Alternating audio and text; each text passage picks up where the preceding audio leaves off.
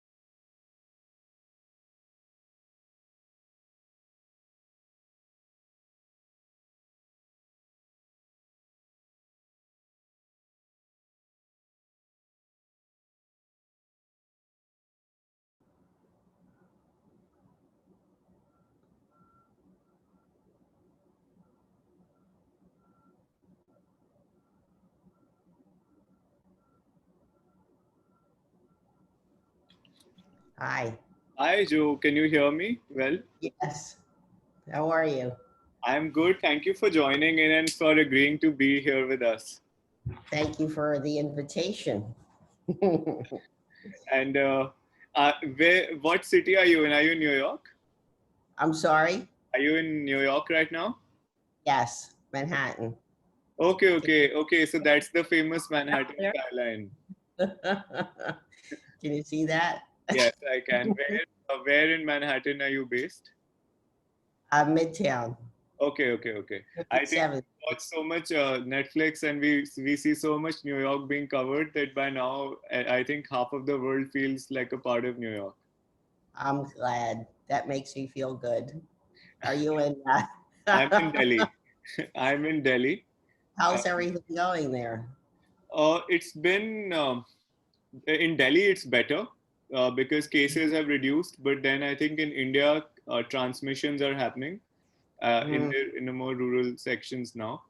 yeah. So my bubble of privilege is fairly secure for now, but Hmm. yeah, that's where it is for now. So how Yeah. about you? How was it in New York? It was pretty tough, I remember. Yeah, it was very, very bad. But right now, it's like 0.24. Okay. It's below 1%. Yeah, 0.24 for Manhattan. That's really good. yeah, yeah, for sure. All wearing masks. Yeah, I hope. I mean, I'm happy they are. I mean, for now, it's quite important as well. Yeah. Anyway, but I was seeing your LinkedIn profile, and Yes. I love the positivity of it, in the sense the punchline itself. So I was Yeah. quite excited at a personal level to also be interacting Thank with you. you. Thank you. And I came up with that punchline actually before any of this happened. It was, Really? yeah, it wasn't a reaction. Yeah, it was like maybe last year I wrote that in there. Yeah. Okay. So Yeah. it's even more relevant nowadays, I guess. Yeah. So it was like, wow, that's really appropriate for now, you Yeah, know? yeah. I'm going to connect with you there for sure now, uh, Okay. and uh, and I hope that we can also take your mentorship moving forward for other countries like in Afghanistan, in Amazon, in Brazil, for instance. Yeah. We have a lot of people, and I wanted to also so after this call and everything is done, I would love to also see your books. I'm quite excited to be reading My those. latest book is coming out, When is it like coming out? probably in a couple weeks. Oh wow, okay. In fact, it's Yeah. really funny that not yesterday, just a few hours back, I was on a call in the Pacific time zone with with this publicist who is also working on a book by this author called Lisa Loving on street reporting and street journalism. So she is actually committed to do a few workshops for us with young people around the world on street journalism. So maybe we could get you to do some leadership workshops. Well, this is on leadership, so it's very exciting. Yeah. Okay. Wow. Wow. Wow. I'll be privileged to read a copy of it when it happens, and maybe to get a first physical copy also later on. So this is fantastic. And Joe, I hope that you got my email yesterday. All the documents you already have. Okay. Yes. Okay. So I wanted to introduce you, Joe, to someone who is someone I also look up to. That's Jasmine. And Jasmine is leading the whole the global dialogues for gender, all 6 of them, in fact. And she also manages and runs our entire development consulting work that we do here on development projects. She just got married yesterday, the day before yesterday, 21st, essentially. So Jasmine is just handling everything just so smoothly. Jasmine, would you like to meet Joe? And yeah, please. Congratulations. Hi, Joe. How are you? Very well, thank you. I must express that when we got your profile, it was really impressive. And Keshav has already mentioned, I would love to go through the write-ups that you have done and the books that you have read, because it kind of enhances our learning as well. So really looking forward to a great session today also. And just 2 days into the marriage, I mean, I feel privileged to find a partner who understands the concept of gender equality. One simple example being like today afternoon, I was in the middle of calls, coordinating all these things. And after lunch, there were dishes to do. And I didn't even realize when the dishes were done and put away in its own shelf. So when I came back to see where the dishes are, he said, you don't have to worry. You know, I realized that you were busy with your calls and I need to understand that your work is also equally important. So it began on a good note. That's very good. I love that. That's it. We're all learning all the time, right? We're just all learning all the time. Yes, absolutely. Yes. Every day, every moment.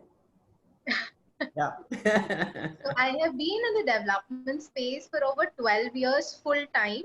I started working when I was in school. And that was a push my father gave when I told him that I want to enter the development sector.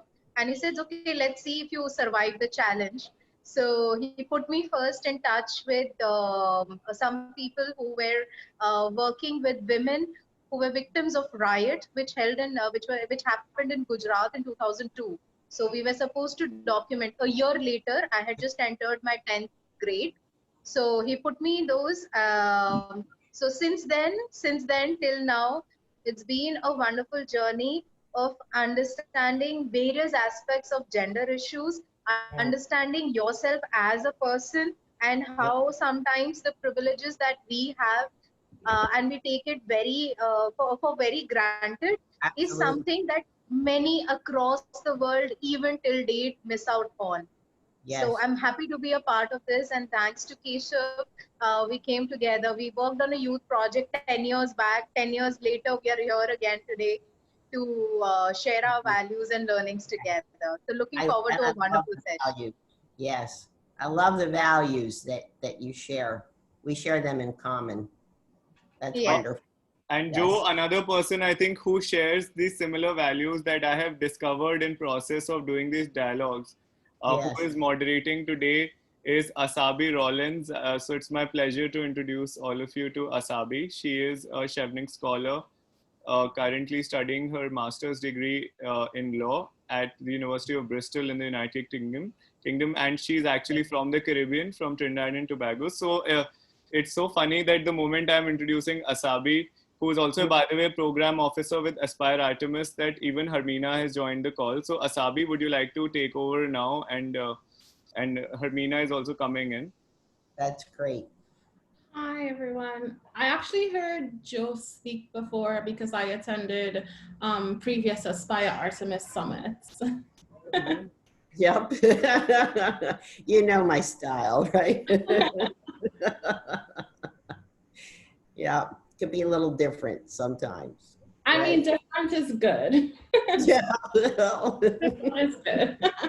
I always think, well, I survived 9 years at JP Morgan Chase. I guess I did something right. Mm-hmm.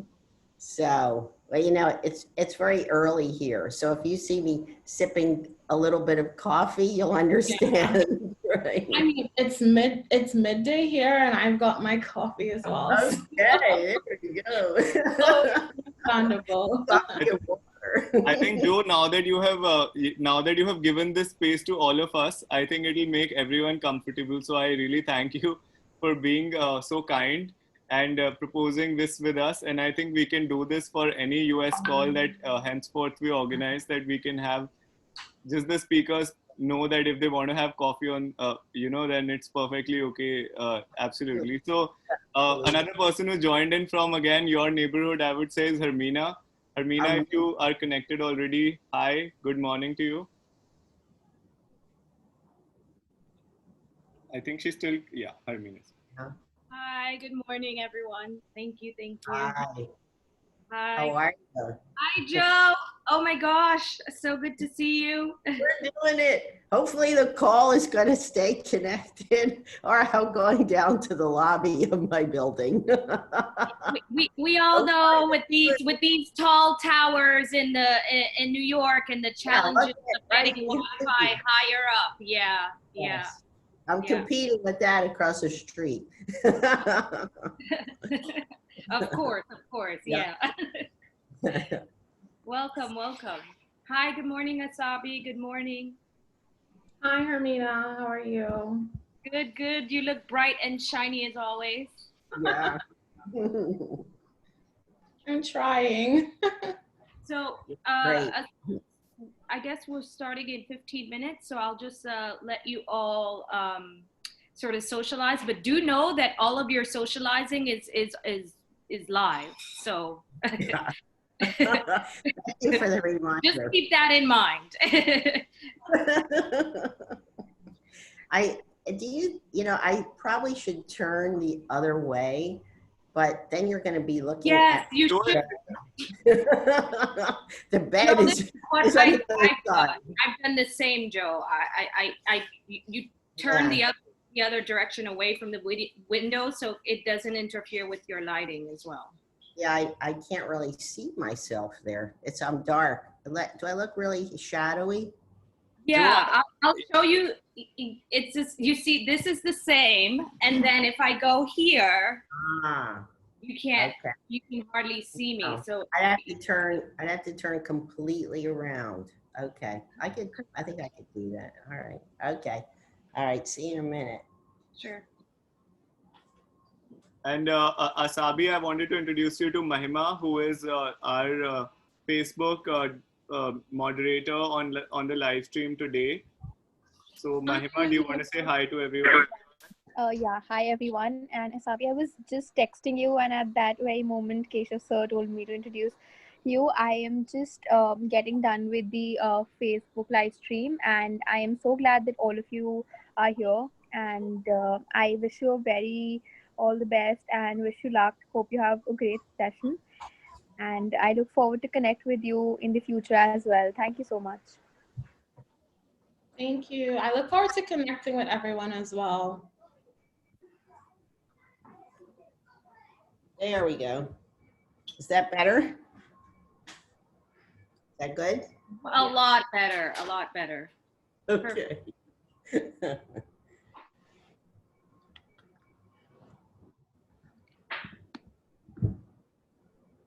Oh, you can't see the bed. Good.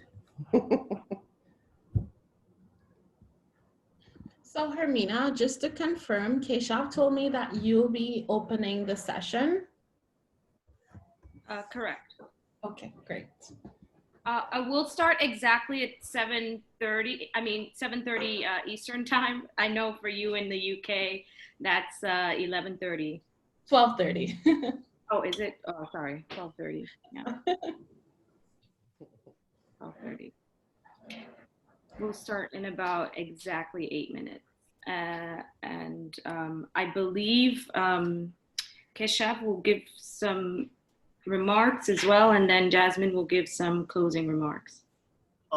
I have already given my remarks, and I think Harmeena, I will have the privilege of you giving those remarks from our side today. So I'm just really excited to hear them from you.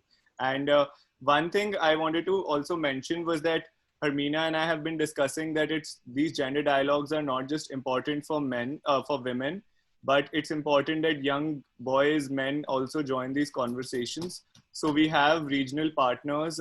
So a few of them have already joined in, and they are from Enactus Gemtech, which is an engineering college here in India. So if in the meantime, any of you guys want to, Rashi, Garvit, Aditya, Arth, Piyush, if you want to introduce yourself, just give a very quick hello to everyone, and we'll be very happy also. Because then Jo will know who she's talking to also in the conversation. I think I caught that. So we shouldn't, can you just say that one more time? Yeah, I'm sorry. I'm saying that Piyush, Rashi, Garvit, the participants, the young people who have joined in from India, I thought that they can also say hi to you so that you know what participants are here. And Perfect. Perfect. Rashi, Garvit, Enactus team, would you like to say something, please? Greetings to all of you. My name is Rashi Bharti and I'm from Enactus Gemtech India. It's so lovely to be amongst you people. I get to learn so much from these gender dialogue series, and these dialogues are definitely something that everyone should learn. And I'm looking forward for today's session to hear from Jo and Harmeena. It's such an honor. Thank you so much, Keshav sir, for having us here. Rashi, what do you do? Do you want to tell as Gemtech what do you guys do as the Enactus Club? Sure, sir. We are a part of Enactus Gemtech, where we are working on a project which is Khwahish. Khwahish in English means desire or something that we really want to fulfill. The inner feelings that we have and we really need to work on. So here we work with small children and underprivileged children and women so that we can educate them, textually educate them, and also educate them skillfully so that somewhere when life doesn't favors or somewhere when things are not in favor, they can help themselves and not run around behind someone for help. We basically make them independent in mind and at heart. Thank you so much for joining us. Thank you so much. It's a pleasure to have all of you here. I just want to check, is Paige, the keynote speaker, also here? She hasn't joined in yet, but the last email communication I had, she must be joining in, as far as I know. Okay, just double checking because I would like to note that other people have time commitments at the end of the session, so I want to try to make sure that Asabi gets to stick to the time that she... Me too. That's exactly what I had also discussed with Asabi about being punctual about when it starts. And we already have Miss Shiksha Dahiya ma'am with us. She is a professor at a very prestigious private university in India. And Shiksha ma'am, would you, very warm welcome to you. Good evening here from India. Would you like to introduce yourself to the panelists? And everyone, good evening. Thank you so much for having me here. And I am looking forward for a very insightful discussion on this very important topic. And just to introduce myself, I'm working as a law professor in North Cap University. It's situated in Gurugram, Haryana, India. And apart from teaching law, I am also involved in legal literacy in underprivileged section of the society. So I am basically working towards quality education by being with students and by taking students to underprivileged areas. So that is what is my profile. Thank you, thank you, ma'am, for joining us. We also have Mr. Yugpal, who's joined us, who's also on the panel. Yug sir, would you welcome, good evening here in India, and your mic is muted. Would you like to introduce yourself? So your mic is muted. Would you like to unmute it? Yeah. Just done it, buddy. Yeah. Hi, thank you. Sir, would you like to tell the panelists also about yourself? Yeah. Hi, everybody. My name is Yug. I have been a banker in my past life, but over the last 7 to 10 years, I gave up banking because I kind of wanted to do something different in my life. So I trained myself as an NLP trainer, neuro-linguistic programming. I work with lots of youngsters, teachers, students, parents. My passion is to just make a difference, basically. Lately, I've been working in 2 different continents, Europe and Asia. I live in Manchester, UK. I work with, my main area of interest is the stress and anxiety and how I can help people to live their lives in a better way, more meaningful way.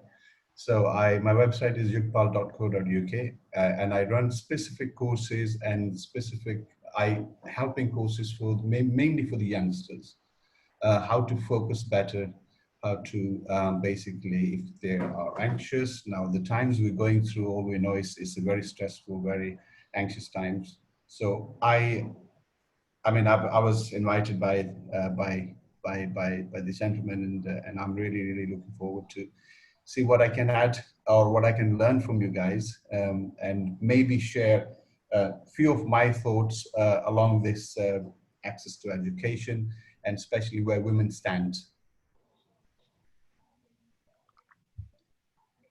Thank you so much for joining us. It's such a pleasure, an honor. Thank you.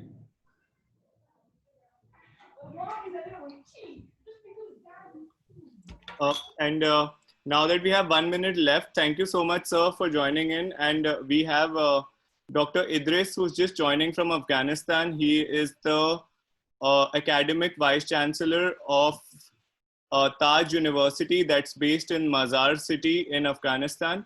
And he does a lot of work on education with young people over there, also higher education, not just for his university in the city, but also as a larger collective of people as educators in higher education section. So he's just messaged me, he's joining in a moment. And we finally also have our honorable keynote speaker, Miss Van Page, with us. And thank you so much, Keshav, this side.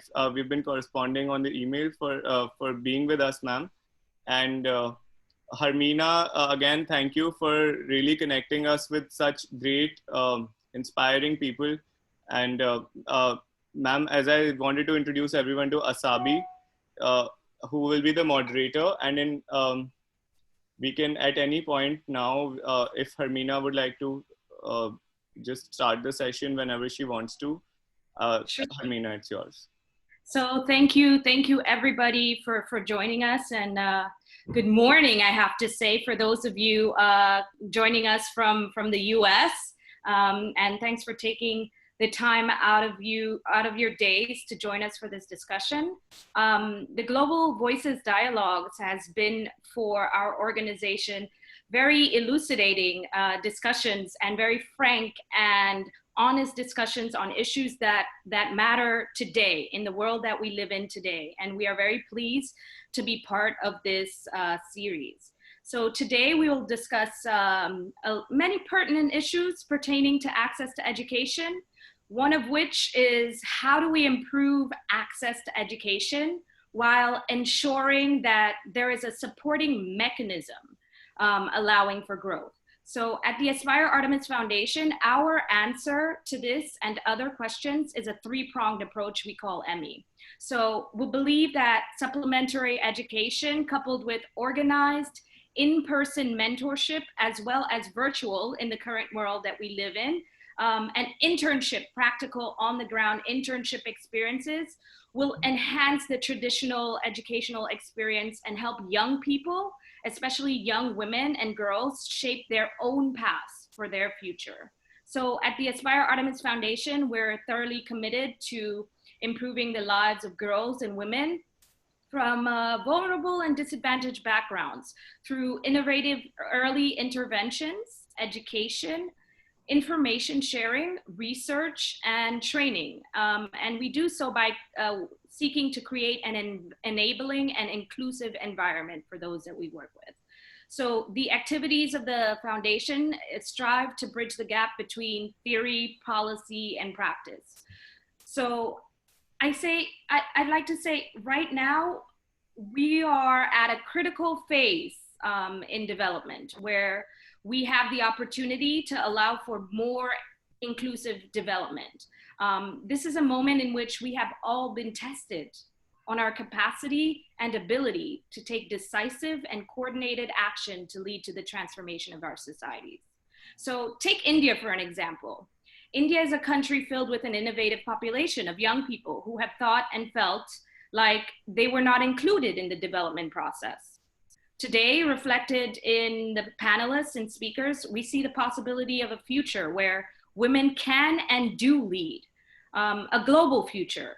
With digital transformation, we have the opportunity to level the playing field by bringing in more actors to shape the direction of their own societies for a more sustainable future.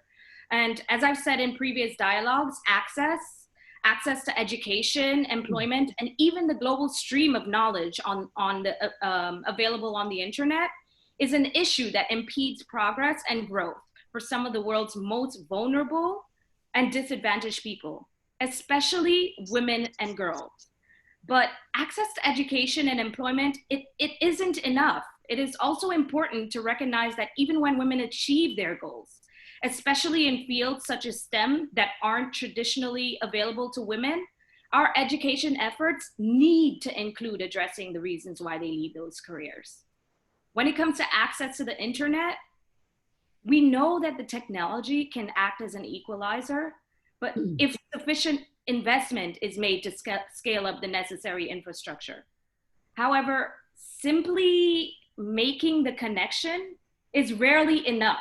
Women and girls also need support, sometimes on a cultural and social level, in addition to investments in security and accessibility. Workplaces, we know now, workplaces, they need to be revitalized. Recognizing that the current system of work is centered around the life cycles of men as they were created for men by men can be a starting point towards actively working to make workplaces more inclusive and accessible.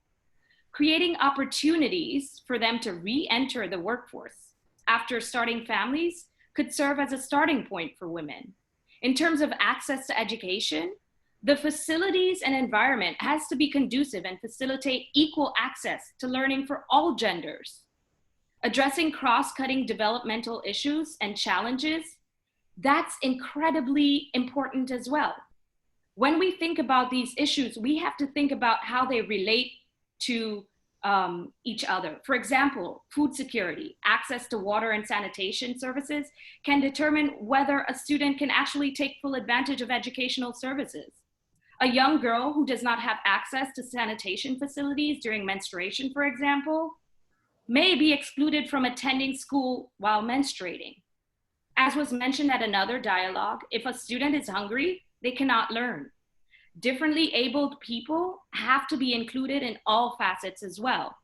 In remote learning, we have to address issues of accessibility and having technology that actually assists differently abled people with their learning, not just by words, but through action and concerted action. In addition to all of this, we all have to address issues of getting students access to subjects that allow them to work in their home countries. As one of the participants at the first gender dialogue pointed out, you have to be able to further your education in relevant fields for the country context in which you live, to be able to further your education in relevant fields. And this would allow you to meaningfully contribute to the advancement of your own society. Providing learning opportunities are necessary, but providing job training, skill building, and readiness opportunities is also essential. In addition to introducing girls and young women to traditional topics that comprise the STEM curriculum, the Aspire Artemis Foundation recognizes the importance of integrating arts education and culture into these programs.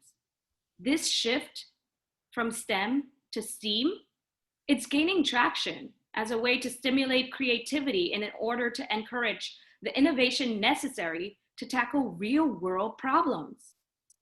Diverse opportunities can be included by the incorporation of arts and culture in STEM, forming STEAM and merging the humanities with the sciences. Humanities play a crucial role in shaping us as individuals and the way that we function in society. The arts have been scientifically and statistically proven as useful in stimulating creativity and innovation.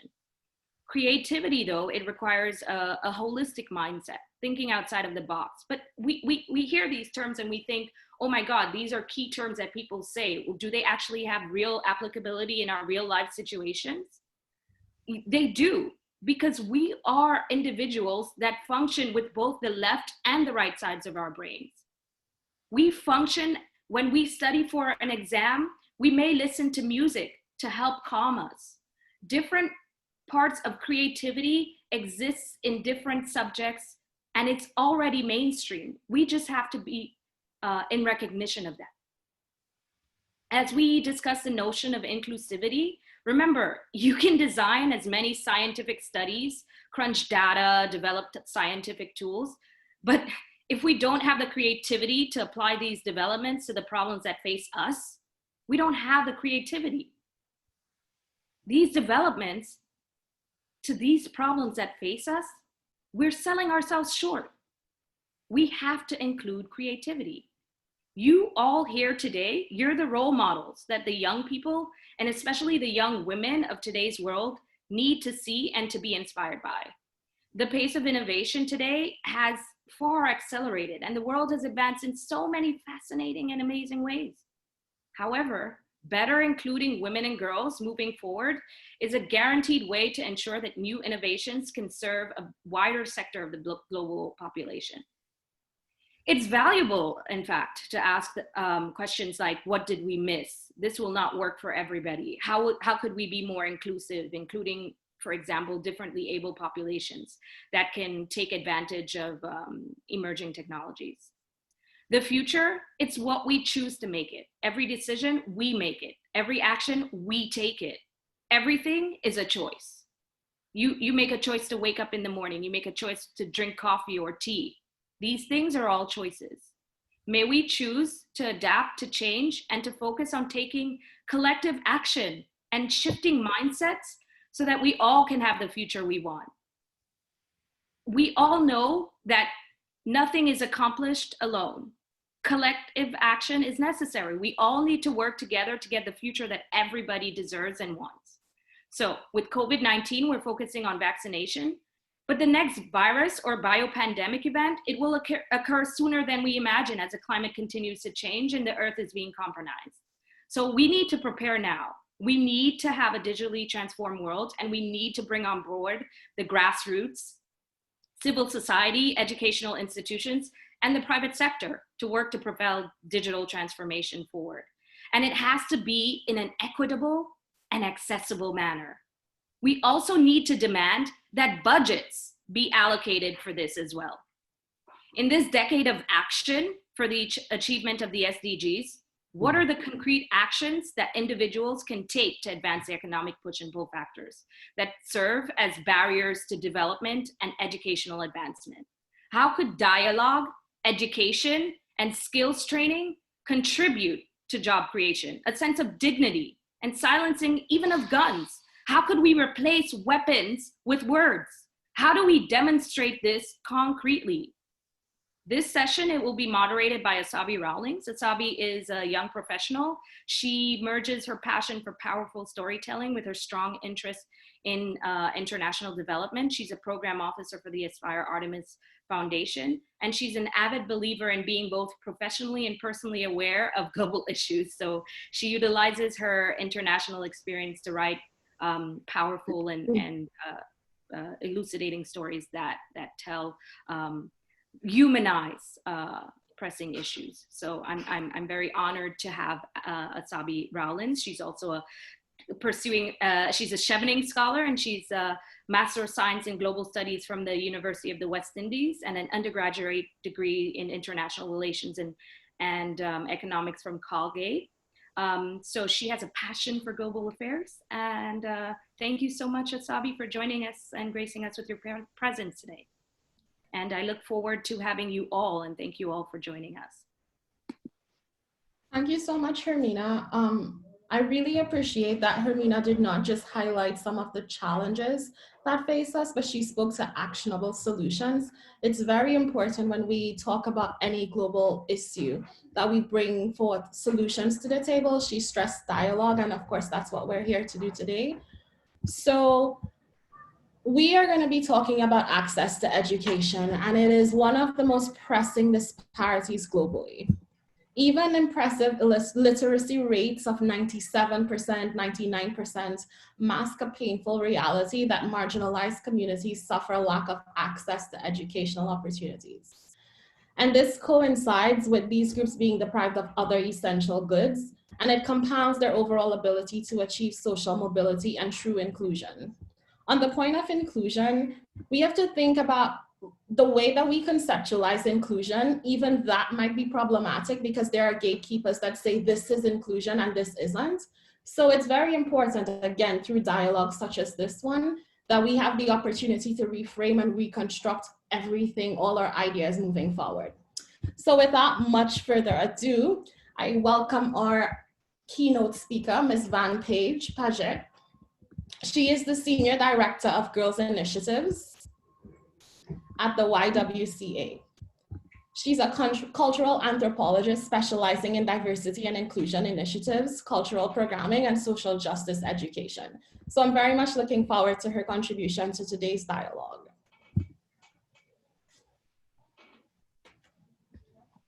Still muted. Good morning, everyone. Thank you for such the warm introduction. So like what was mentioned, just trying to see what's going on with the slides. Okay, Keshav is going to help me with the slides this morning.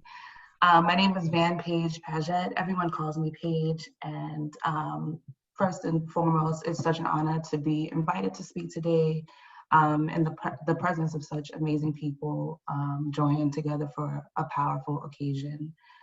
So again, I am a cultural anthropologist based in New York City, where I'm working to equip communities of colors with the tools that they need for education, justice, and the ability to pursue a life of their own choosing. And in doing that, that has led me to work with the YWCA of NYC as the Senior Director of their Girls Initiatives. So I'll talk to you a little bit about what we do at the YW, and also in terms of how we address the issue of gender inequality in education by way of social justice trainings. So Keshav, you can go to the next slide.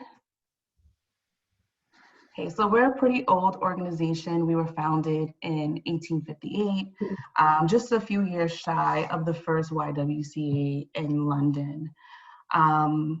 We've gone through a lot of transformations, but our overall focus was to empower women, to provide these different educational and life resources for them, to enter the workforce, to do more than these gendered constructs that were already present in society.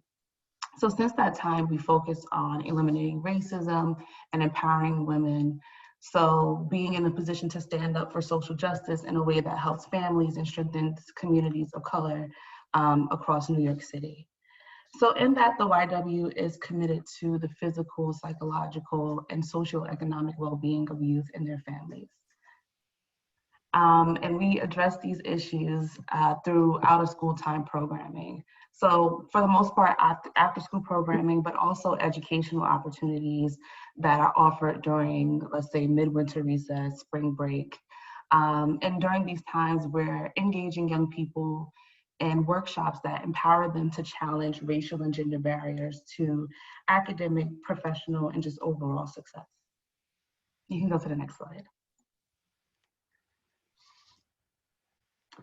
So at the YW, the Girls Initiative achieves the mission of empowering women and eliminating racism. And we're doing this across gender identities for femmes. So girls, whether you're cisgender, transgender, gender nonconforming youth, they're all welcome to join the Girls Initiatives. So this Girls Initiatives family launched in 2014. And again, we were engaging high school self-identified femmes from across New York City. And we did this with one event called the Power to Potential Girls Symposium. And this day-long event gathered a few hundred youth from across the city and 50 women leaders for a day of workshops, trainings, presentations, performances. From this day, the people before me, my predecessors, realized that it was very important to have additional opportunities for community and capacity building for young people, especially young femmes of color, just so they have a space that's safe for them to develop in their own identities, but also pursue different paths, whether they are their personal paths, academic, professional paths, whatever they need in order to dream big and plan and work hard accordingly. So from the Girls Symposium, we were able to gain funds to develop additional after-school programming. So these are the few programs that we have currently. So our first program was called the Amplifying Multiple Perspectives, or AMP Leadership program, which focuses on engaging young people not only in social justice training, but linking that to careers in the social justice sector. So they attend months and months of training on social identity, cultural and historical processes, understanding things like power, privilege, and oppression, in order to participate in a month-long internship. These opportunities are going to take place in spaces that are either woman-centered or woman-led. Just so, as I like to advocate to the young people, this is deeper than just a personal passion. This is not only changing your life, but doing that for the people around you and the communities that you're tied to. So we host an internship for about a month long. It's called the Social Change Agents Internship. And we invite the young people into professional spaces for them to activate their inner activists, but also exercise their inner activists as well. So from this program, moving along with the emerging STEM movement that was including arts, we developed our STEAMocracy. It's a bit of a tongue twister. So STEAMocracy is including the general STEM model, but it's also incorporating arts and activism. So in doing so, the young people are not only gaining exposure to STEM and building a scientific identity, but they're using these skills and these 21st century modes of thinking and learning in order to solve real world problems. And the problems that we're looking at are problems imposed by racial and gender barriers. So what is the role of science and art and math and so on, and using your voice to express who you are and increase your representation as a person of color, as a femme of color, as a femme-identified individual, period, in a professional or academic capacity that never really existed to include you or incorporate your existence. So we talk about all things from pioneers in the scientific movement in this country and abroad, folks that are femme-identified and have really changed the game in terms of the sciences. But we also talk about the hard-hitting issues. So highlighting the fact of medical racism in the United States, looking at the stigma imposed by medical racism and experimentation and just the trauma that comes along when we talk about STEM and communities of color. So in our STEAMocracy, we have a few programs. We have an after-school program called Geek Girls. We have a mid-winter recess camp called College Knowledge Camp, which prioritizes this educational standpoint from the perspective of college and career readiness. So as we're talking about STEM and social justice, we're talking about pathways to student success in high school, but also as the young people are planning extracurricular activities and to plan for college. So whether that's the application process, whether that's looking for schools, This program will include college tours, panel discussions, just different opportunities for the girls to connect the skills to real world happenings. And similarly, that's our STEAM Run camp that takes place for about a week or two in the summer where we're following a similar model. Our last program, which is the program I normally teach, is called Step In and Stop It, our bystander intervention training program. And this program uses social justice training to elevate the voices of young people who are interested in stopping social injustice, but also violence in their communities. So how can you physically disrupt the harmful processes and social activities in your community through education? So again, they're learning the social justice training for a few months in preparation to perform their own presentations or their own interactive workshops with either their peers younger than them, of the same age, or sometimes we're in the community and we're working with older populations where we're teaching them the causes and the warning signs of harassment and violence, and everyday things that they can say and do to stop harm when they see it being done.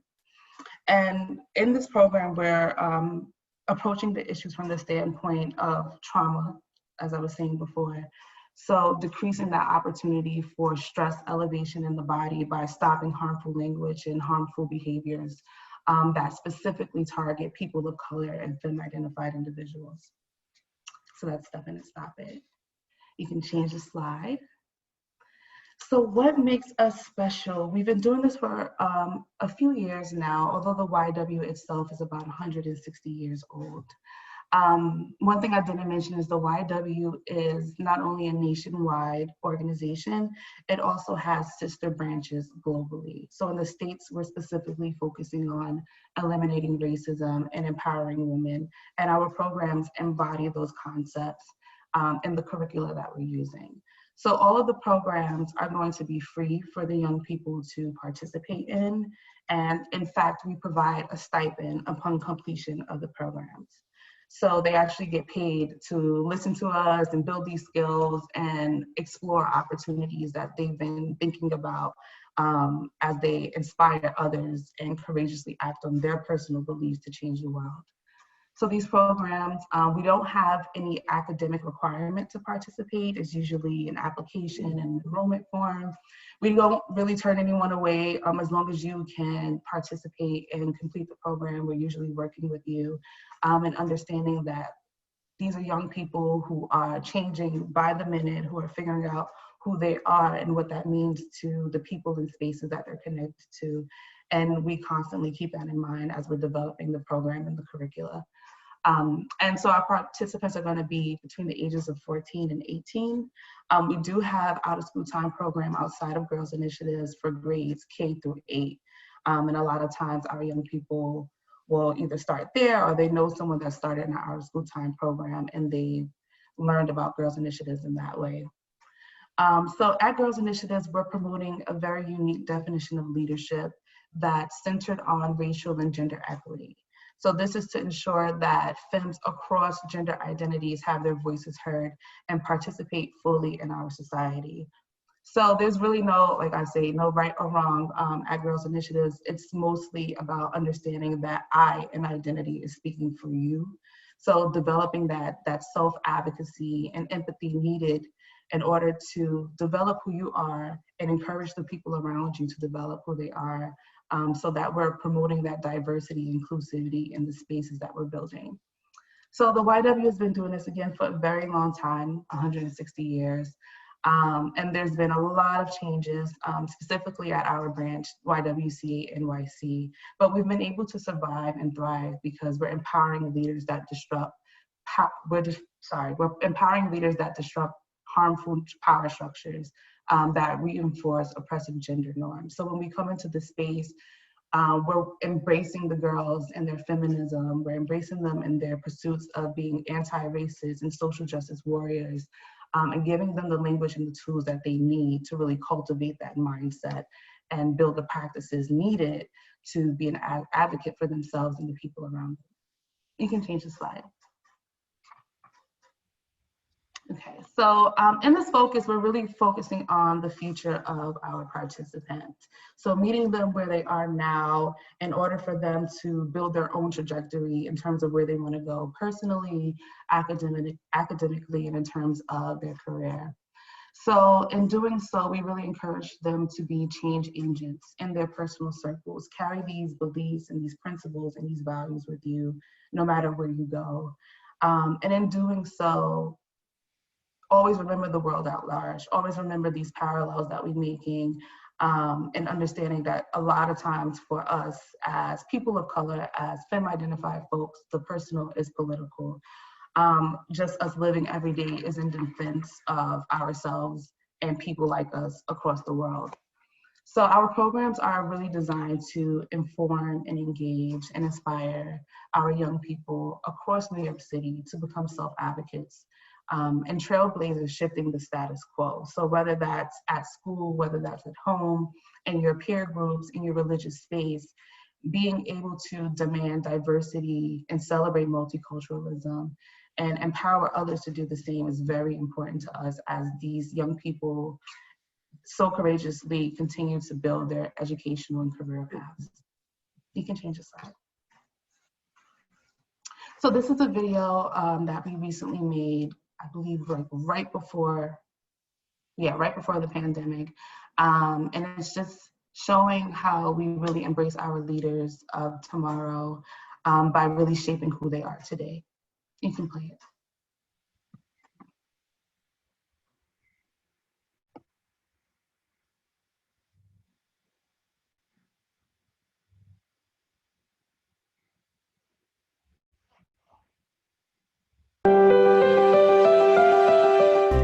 I joined the YW because I'm a firm believer that everybody's created equally. The YW, people who believe in our mission. Eliminate racism and empower. Incredible organization that believes in empowering women and eliminating racism and promoting peace, justice, and freedom for all. So that's amazing.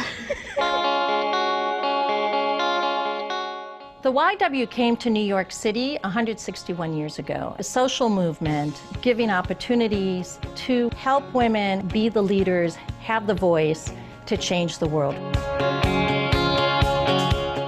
Through the decades, we've evolved into an organization that is primarily focused on educating children, teaching kids of color how to become self-advocates and future leaders. The YW works currently with programs for 800 high school girls and 750 grade school kids. At the heart of our programs is exposing kids to opportunities and careers and the kinds of self-expression that can enable them to thrive. So the programs each focus on something different. I participate in the Step In and Stop It program. It's a bystander intervention program. We learn materials about how to de-escalate situations. We have a program, Geek Girls, where the girls are learning hard skills like programming, coding, robotics. Everyday Heroes, where kids are identifying who's a hero for them and how they can be a hero in their own life. Everyday Heroes reflects the values of the YW in every way, shape, or form. The purpose of the class is for kids to connect to their potential, giving students, regardless of race, regardless of gender identity, 1,000,001 different ways that they can reclaim power, that they can feel power, that they can be a hero to themselves. I'm so happy to work with the YWCA. I'm only able to teach it because of an organization that backs it.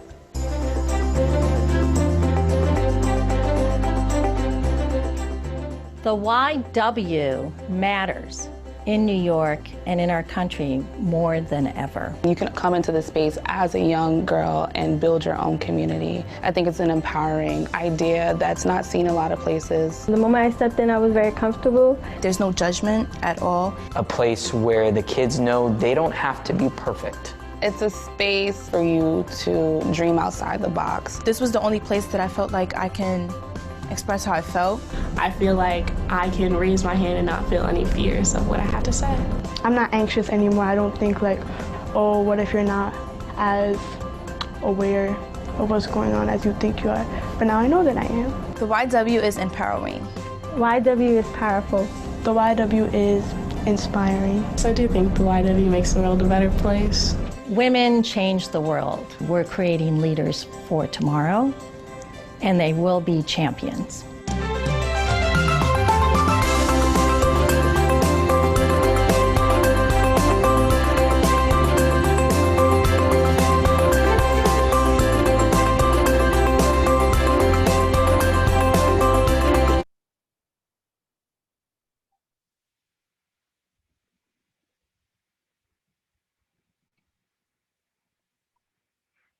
Okay, just gonna wait for Kishap to load the slides. So that was a word from myself, in addition to our CEO and a few of our activity specialists, our young people, and especially some of the young folks that we have at Girls Initiatives. Okay. So in terms of addressing gender inequality in education, at the YW specifically and Girls Initiatives, we're looking at the effects of social justice training. So how does social justice training empower young people to challenge gender norms and gender barriers to education, whether that's in their everyday reality of learning outside of gender norms at home or challenging harmful gender norms at school. So in one instance, there was a participant who identified as gender nonconforming, and they participated in our Geek Girls program because at school, they were told that the robotics club was only for boys, and they were discouraged from starting a club that would accommodate someone like themselves. So in understanding that our curriculum really works to amplify the multiple perspectives of our participants in order to foster a culture that promotes diversity and inclusion. And in doing so, we're aiming to shift the status quo, and that involves frameworks and theories and learning models that emphasizes the importance of one's lived experience and our individual personal agency to create meaningful change, right? So to create those individualized acts of resistance in your everyday life, from waking up and deciding that I have the right to exist and live and be accepted and be whole, and letting that impact how you dress and how you present yourself to the world. These are the trainings that we're conducting in our space.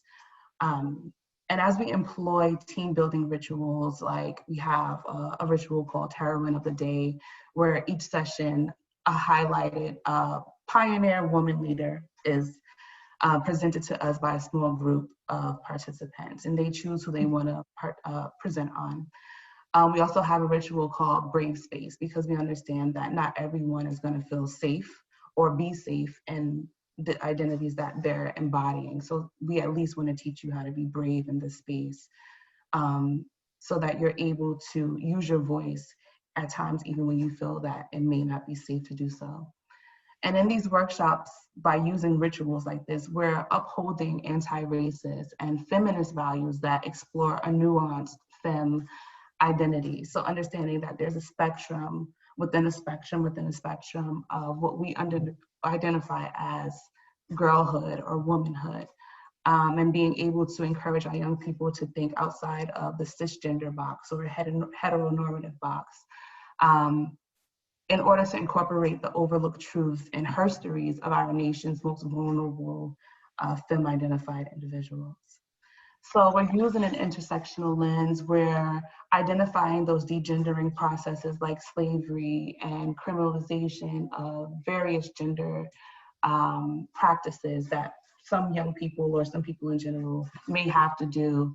And we're trying to understand these barriers to social and economic advancement for racialized women. So two of the frameworks that we really try to incorporate in everything that we do is intersectionality and Black feminist theory. So in doing that, we're developing our youth. We're also including intergenerational practices. There's always an opportunity for a woman leader to come into the space physically, to be with us remotely and share their experiences and connect with the young people as a mentor, as just someone to share advice and share their story as well. In the same way, the young people support themselves in that manner in their peer groups. So in this focus, we're just really trying to validate the young people as experts in their own experiences. We're not expecting them to know everything, because we as the teachers don't know everything, but we're trying to equip them with the skills and tools and competencies that they need in order to learn more and challenge the limits to gaining knowledge and furthering their dreams. So again, how's the personal political? What are the challenges for women and girls that live at the intersections of marginalized identities? And what can we do in everyday instances to break the status quo that limits us and our gendered identities? You can, okay. Here's just a word from one of our girls, Sahidi, who's actually in college now. She was with us for about 3 years in high school. And these words are from her. She says, "You see, the YW is a place where young girls speak their mind, learn from each other, encourage each other, and explore new ideas. We come together from all over the city to learn about complex real-world issues around race, gender, and equity." And Sahidi was there before I started. I actually met her as she was graduating school, I think during my first year. And a lot of the girls, as you've seen in the video, and as you'll see if you ever wish to be in contact with us in our workshops, they really embody these principles of speaking their mind and learning what they need to in order to be self-advocates and be allies for those who need it. And you can flip the slide. Okay, there's just some contact, I don't know, it didn't pop up. Okay. Thank you so very much, Paige, because a lot of the things that you talked about, particularly with respect to intersectionality and inclusion, are themes that are cross-cutting and apply to a lot of what we will discuss today. Thank you very much. I also appreciate that you didn't just talk about the problems of inclusion and STEM education, but you also talked about some of the solutions and the really innovative and imaginative programs that the YWCA is actively undertaking. So thank you very much.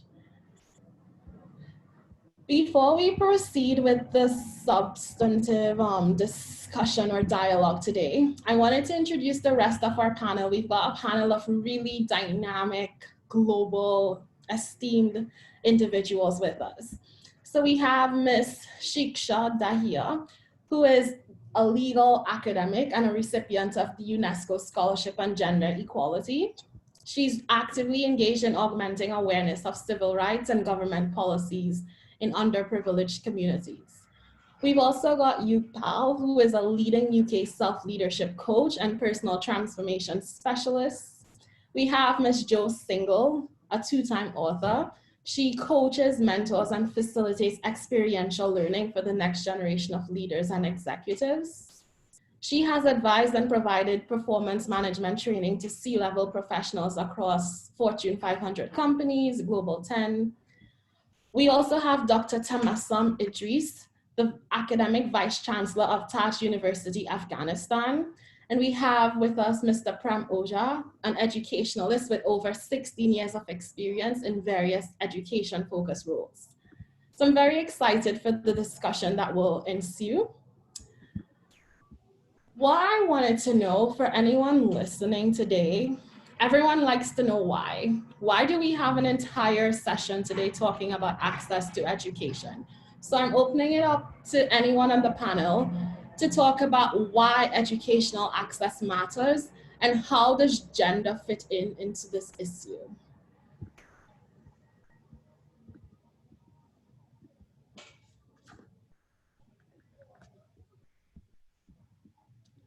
Do any of our panelists want to comment? Yeah, hello. Go ahead. Yeah, good evening, everyone. Thank you so much again for having me here. and since I've already been introduced here. So I would like to say that gender disparity is one of the major issues of India's pursuit of achieving the aim of universal education, that is education for all. And this gender disparity is the context of access to education. In context to access to education is one of the main roadblocks towards achieving sustainable development goals as well. And moreover, various initiatives have been taken by the central government as well as state governments in India in order to reduce the gender disparity in achieving education for all. For example, if we talk about the law, like I would just, since I am from legal background and I am an academician, so that's why I would just like to discuss a little bit about access to education for all as per legal framework in India. May I please go ahead with this, or you're expecting some other person to talk? May I please go ahead with a little bit of introduction on like what is the legal framework in India with respect to education?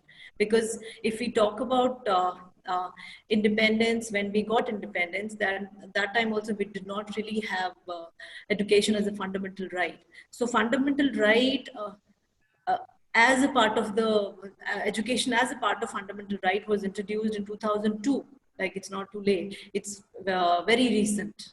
It's just few years back. So as per under Article 21A, which was amended in 2002, and which has been created as education as a fundamental right for the children of age between 6 to 14 years by making it mandatory for the states to provide education to children irrespective of gender, caste, creed, etc. Then another part is fundamental duties. Like, because why am I talking about fundamental rights and duties and what actually the law is in India? Because we have beautiful framework of law with respect to education in India. For example, we have fundamental duties also as per Article 51K, according to which it is the duty of every parent to provide opportunity for education to his child between 6 to 14 years. That's the elementary level. Then if we talk about directive principles of state policy, it says that every state in India is duty bound to make such law which can effectively implement what is given in our law, that is under Article 21A and 41, that is fundamental right and DPSP. And another article has been incorporated, that is Article 29(2), which says that no citizen shall be denied education on the ground of religion, race, caste. So this is a little bit of introduction of the framework, legal framework of education in India. Now, since we already have such a nice legal framework with respect to education in India, that is really giving opportunities to everybody, irrespective of caste, race, religion, gender, but still we do not have equality in education.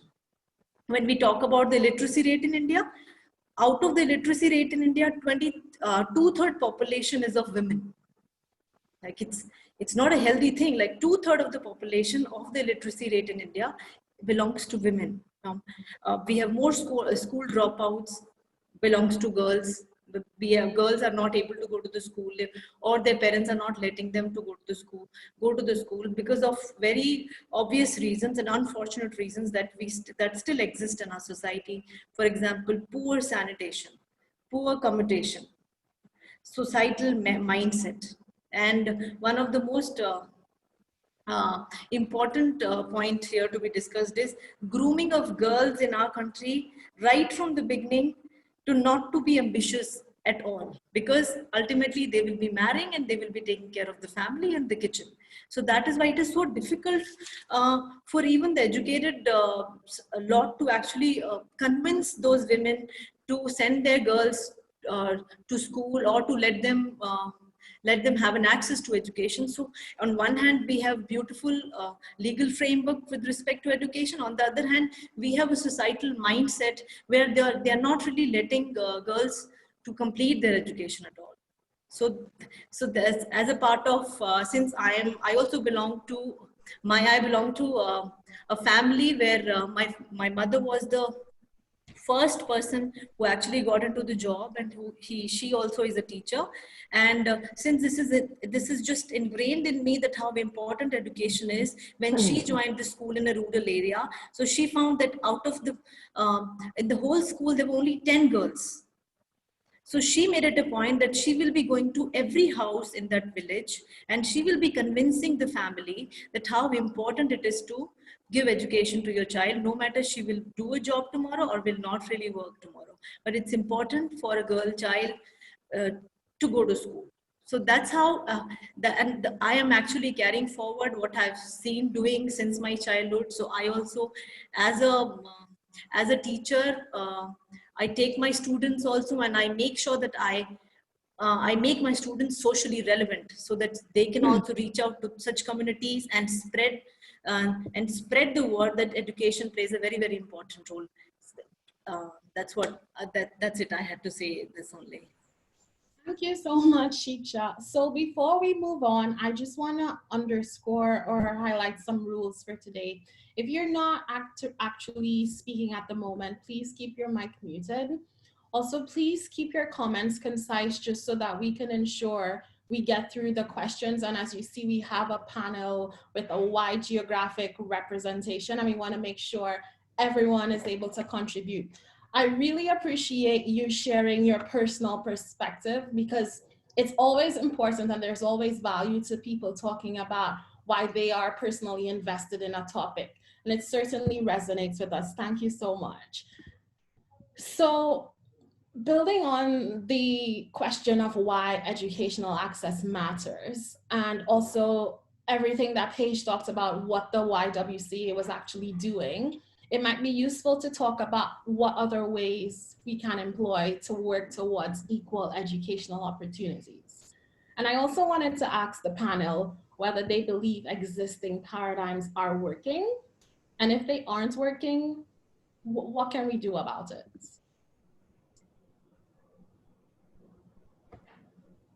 I have a question for you. Can you hear me okay? Yeah, we can hear you. What can you kind of explore a little bit more what you mean by the existing paradigms? Because as you just said, we have various perspectives on the panel. So let's say I'm in New York, I'm in the States, and I work with a lot of people in Canada and also Europe. And so as you talk about access, let's say I would talk about parity. And so what I'm beginning to see now, and I was kind of drawing out, is that we are in various phases of this process.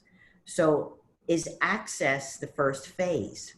Because if we had, let's say, some other panelists here, they might say, well, we're not even at access yet, we're here.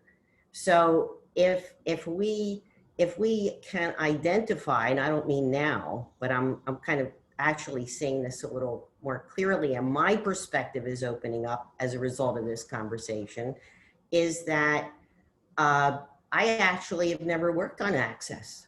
I work on support, right? So I see support as access has been achieved.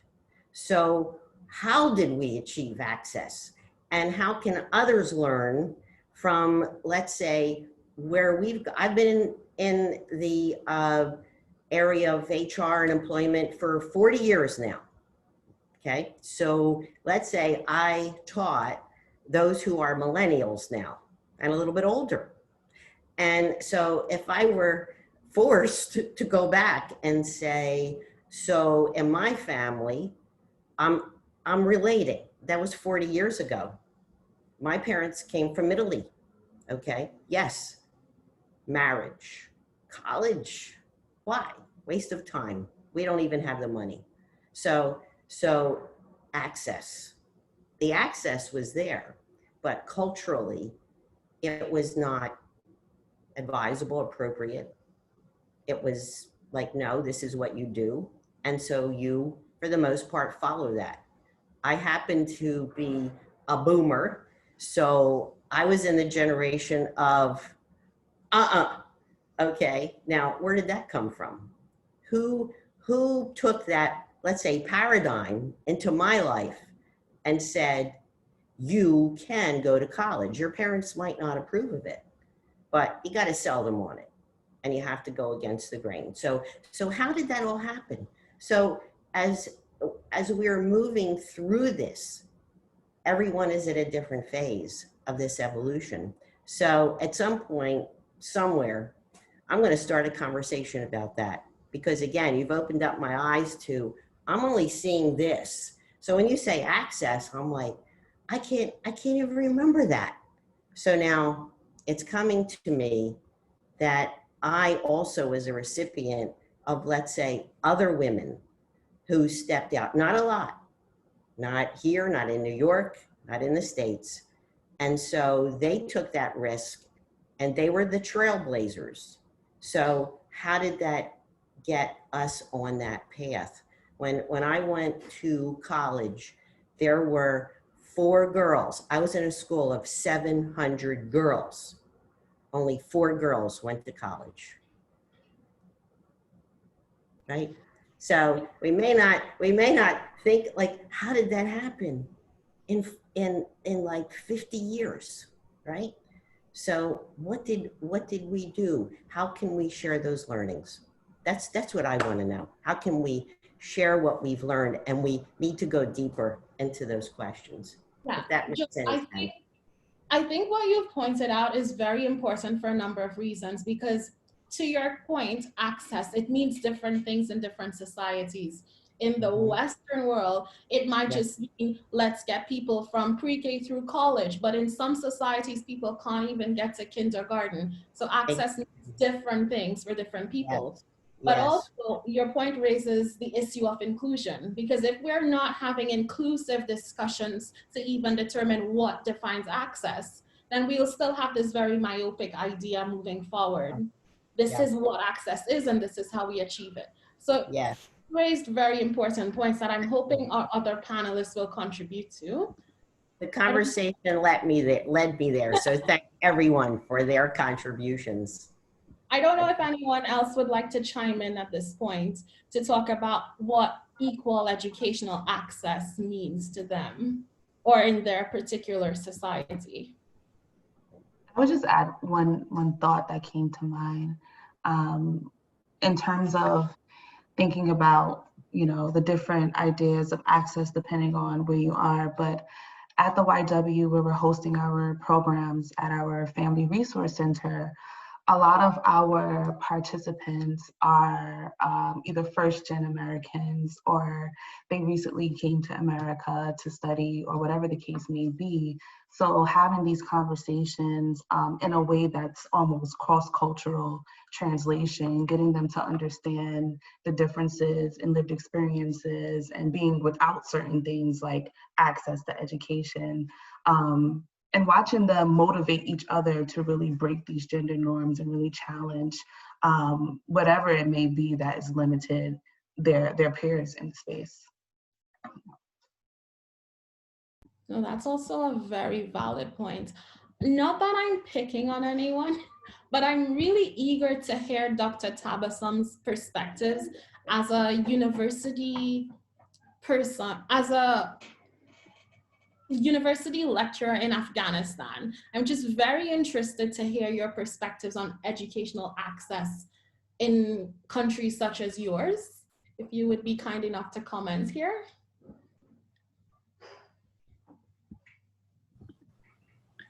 Hello everybody. I'm really happy to be in a joint session with global perspectives and features and personalities around the world here right now. And I'm really glad to share Afghanistan's view, and I can be a voice of Afghanistan right now to convey the perspectives, the different perspectives here in Afghanistan we have, and I can share the thoughts of people and the different perspectives here in Afghanistan with the international friends right away. generally, Afghanistan has a history of darknesses, rednesses, we can say, and greennesses that different in different times. Unfortunately, we passed different dark periods, but fortunately right now, the new generations of Afghanistan, especially the girls and the female groups, are experiencing a different era, a different period right now. In Afghanistan, the basic and the base or the mother of the law is the Constitutional of Afghanistan law that in Article 43, it said that equal rights is given to every citizen of Afghanistan. Whoever lives in Afghanistan as the citizen of Afghanistan, either they are male or female, can have the equal right to study, to educate. And in the next article, it is said that the Afghanistan government, the state, is obliged, and it's the responsibility of the state to procure, to bring the opportunities for maintaining the 43 article, which is said that equal rights is given to everybody in Afghanistan to educate, even that's the girl of a family or that's the boy of a family.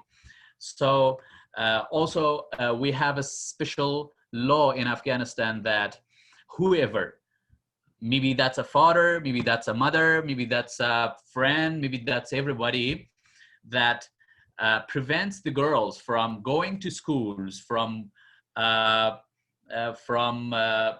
maybe becoming a hinder in front of the girls to go to schools, that will be punished.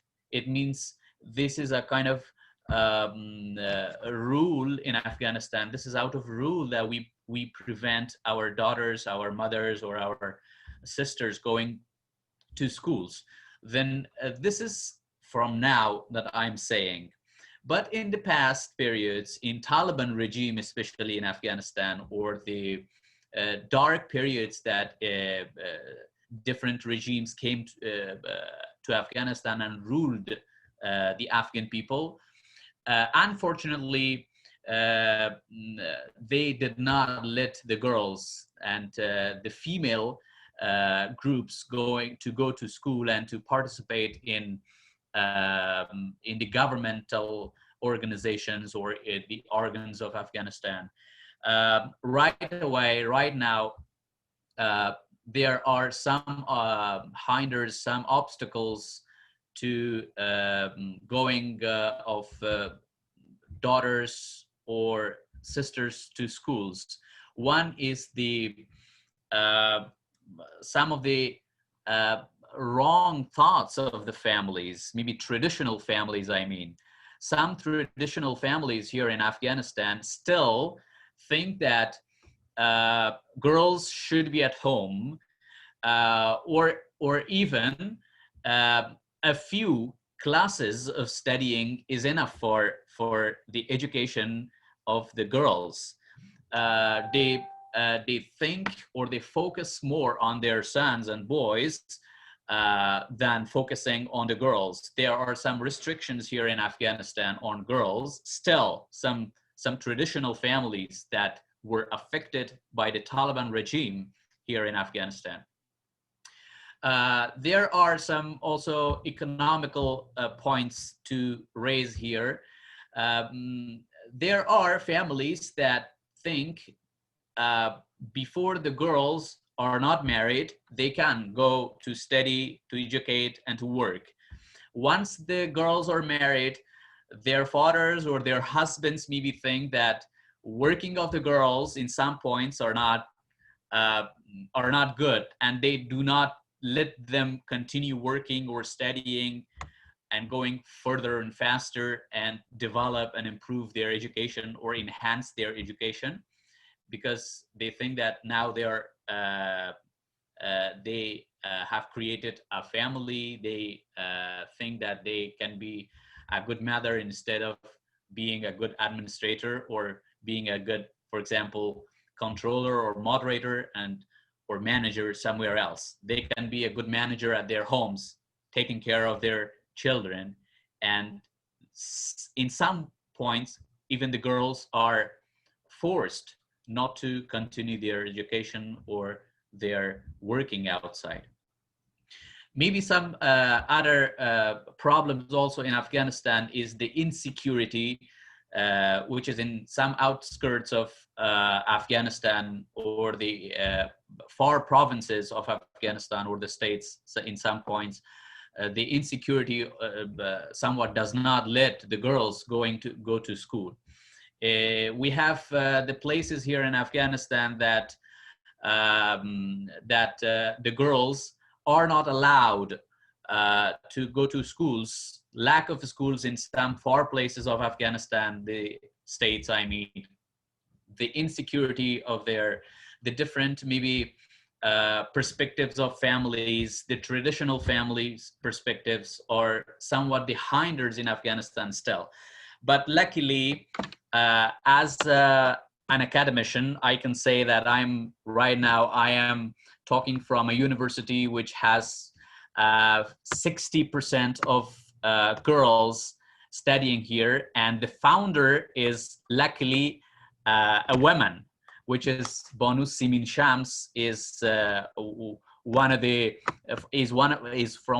families that founded this organization, and right now he has endeavored to change this amount, this percentage. It means if today is this 60% of girls are studying here, she hopes that in the near future we can have 80%, or we can generally change this university to a girl university, or to maybe to even when the number of girls or the percentage of girls go higher in Afghanistan, especially I'm talking from Balkh province of Afghanistan. In Balkh province, we hope that we can inaugurate and we can found a special university for girls, because we think that right now 60% or maybe even more of that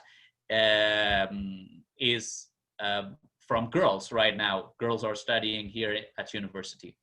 Thank you very much. This was the things that I could share with you. Goodnesses and badnesses here around the world is, and we know, we feel this, that terrorist groups around the world are trying to ruin the generation's perspectives. They are planning for annihilating us, but we, the new generation, have promised to stand every hinder, to stand every misconceptions, to stand every obstacles and every oppositions in order to change Afghanistan's name around the world, in order to bring different perspectives together. We should be planned, we should be determined, and we should break any hinder, any obstacle, and any opposition. Thank you very much. Thank you, Dr. Idris. I mean, you brought forward a lot, speaking from your personal connection to Afghanistan, but I particularly like that you talked about deconstructing as you build stronger, because I think that is an idea that can apply in a lot of circumstances. And later on, I will actually ask, with respect to the current COVID moment that we're in, how do we build stronger? But before we go there, I wanted to turn to you, Paul, to ask, as a leadership coach and a trainer, how do you think you could bring your expertise into these discussions about educational access and transitioning women, girls, youth, everyone, like making sure that education and entrepreneurship are inclusive?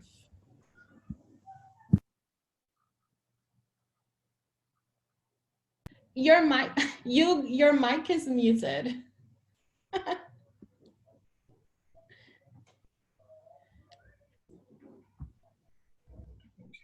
I think I'm too excited to speak, so just missed the mic. Anyway, first of all, it's a great initiative, and I would like to kind of congratulate to every single one of you who are obviously party to this. I'm not academics, but I do have a lot of connections with youth, and I basically deal with the human behavior side. And I'm really pleased Paige mentioned a number of initiatives where you are trying to change the I can attitude in people, in girls especially, with your initiatives. I think it boils down to mindsets. I mean, I do travel a lot in Europe, as well as so many different parts of India as well, and other parts of Asia. And access, as far as we're speaking, access to education, I think we are getting there. But in terms of mindsets, that's what we need to bring the change to, because I go to many places now. I mean, I deal with a lot of cases with the stress and anxiety, especially in girls. I mean, 33% women suffer more than men. Their percentage is 22% approximately. But when you go from city to city, country to country, it changes. And I think if women can have access to education, then this problem itself can be resolved. Most of the time, most of the women I deal with, they don't have any clue what anxiety really means. They don't have knowledge of that. So if the education opens up for them, or if the doors open up for them to learn something, that can resolve a lot of issues. Obviously, women do take on a lot more than men do, you know, having babies and caretaking and all that kind of things. So from my perspective, I think it is the mindset basically we need to change, and that will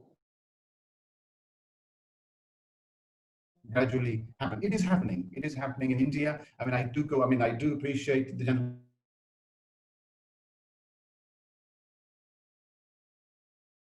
mentioned in their daughters to schools because it is not safe.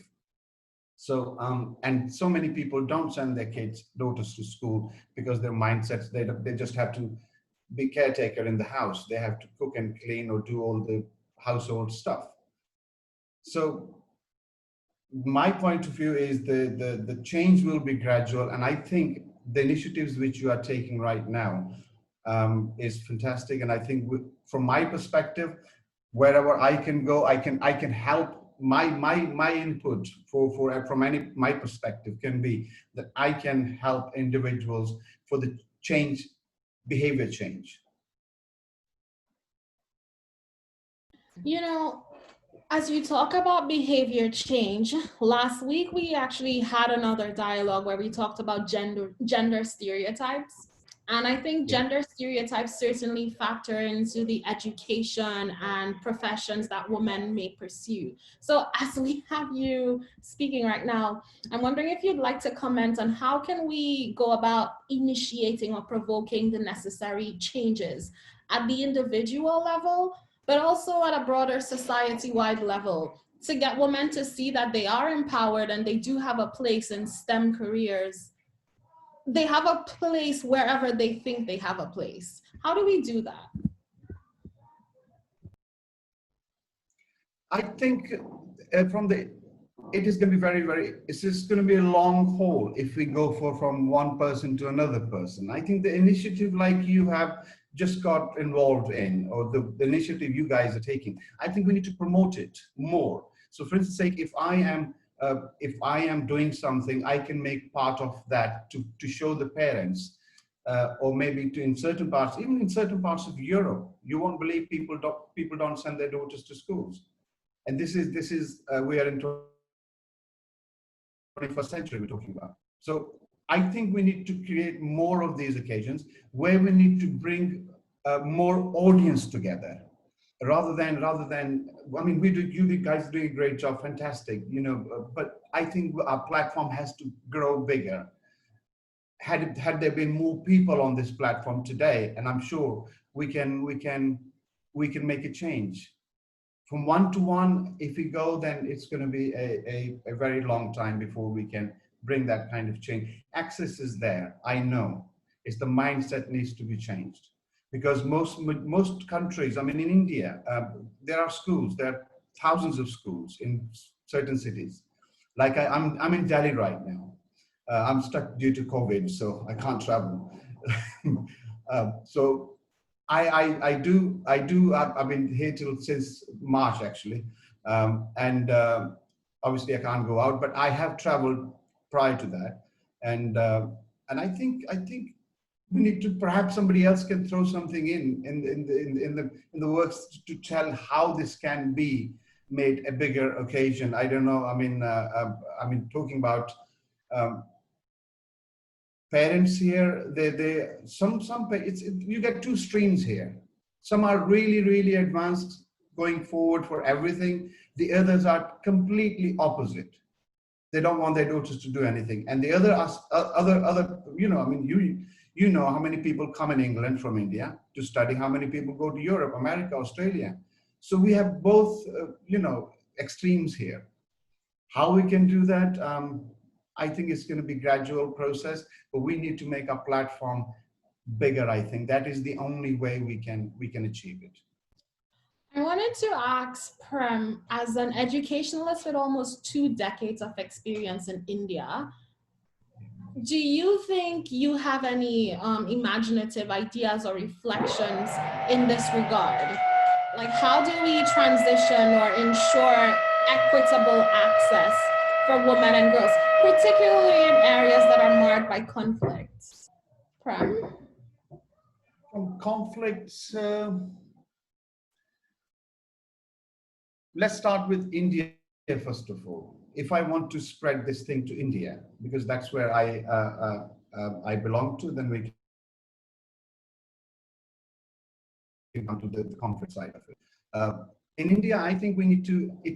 We need to have access to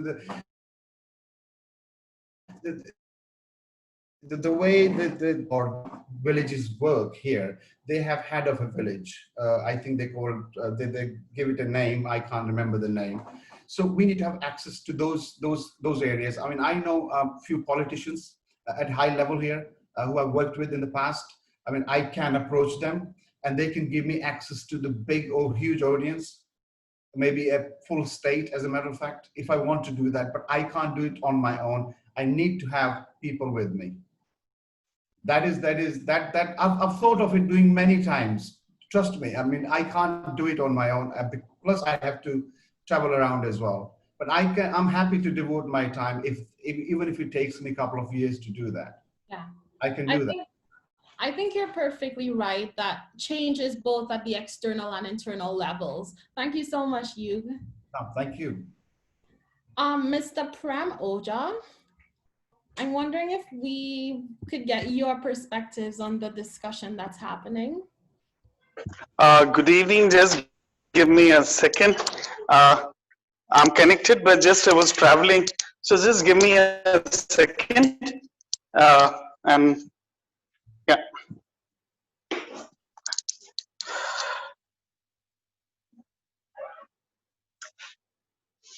Thank you.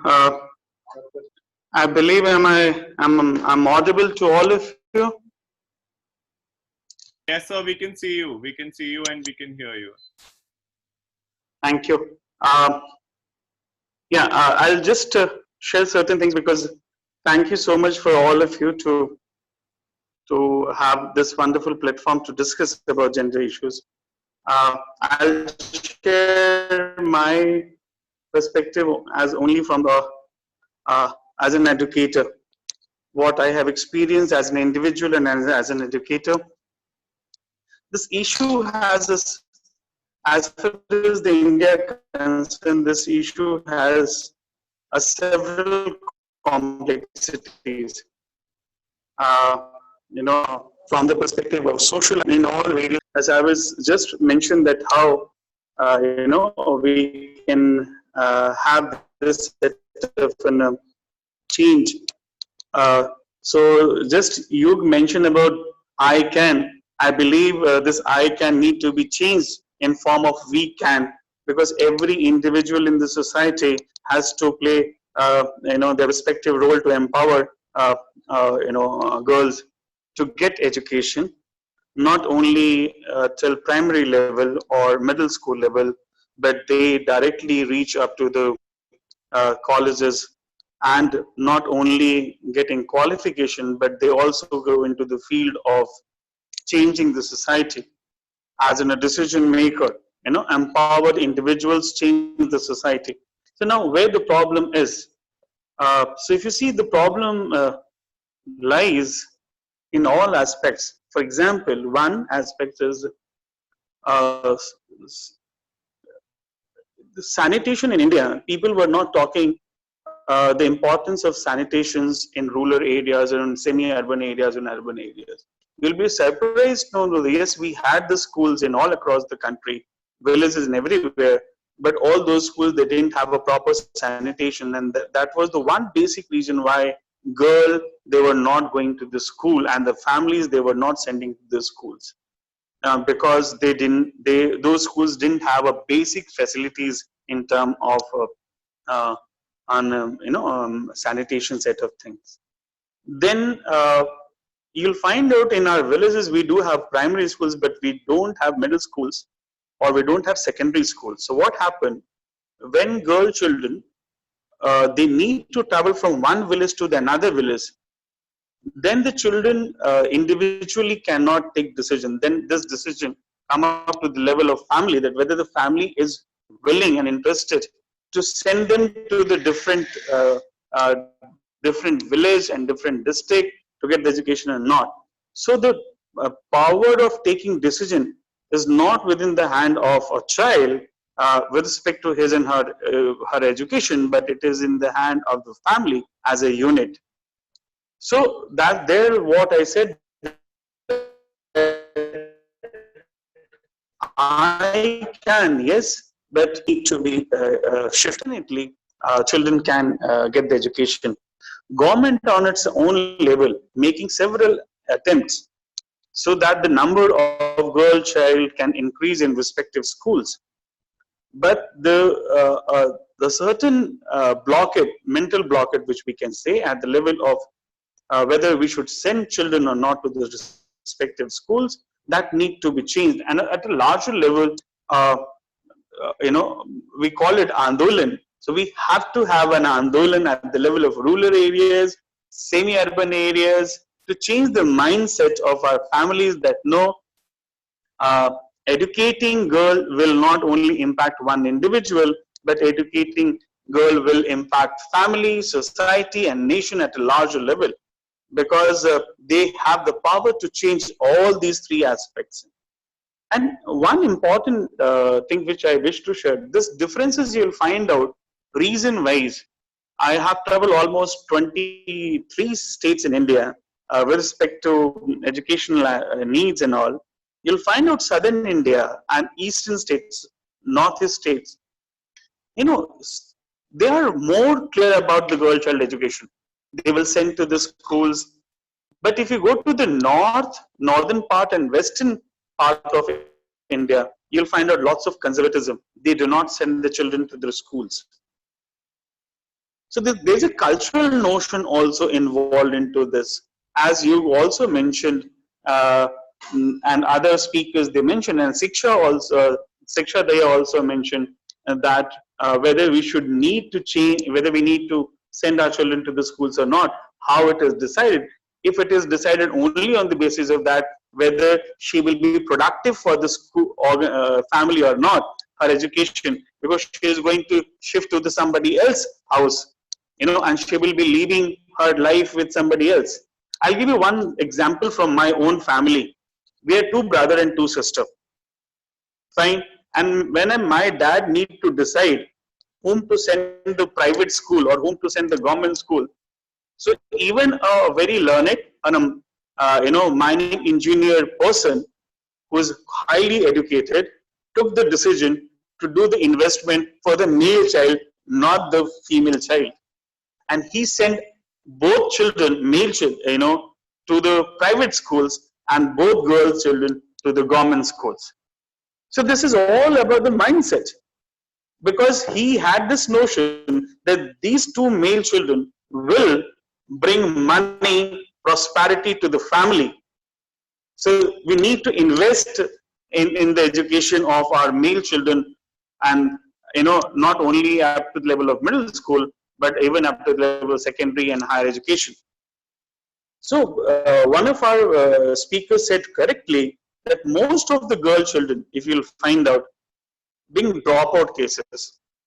If you compare how many girl children get graduation, post-graduation and higher set of qualification in India, number as compared to the male is very, very less. And for that, not the logistic, as Siksha has mentioned, lots of legal aspects. Legal, and even in one of our speakers mentioned the legal aspects from Afghanistan also. But more than legal aspects, I believe this is a social aspect. The mindset of the society as an even parent or a family as a unit has to be changed to bring this gender equality in the society. And this the notion of we can as a family, as a unit, can change the entire aspects, can empower their daughters to take decision for their life. Unfortunately, it is not available all across in the country as far as India is concerned.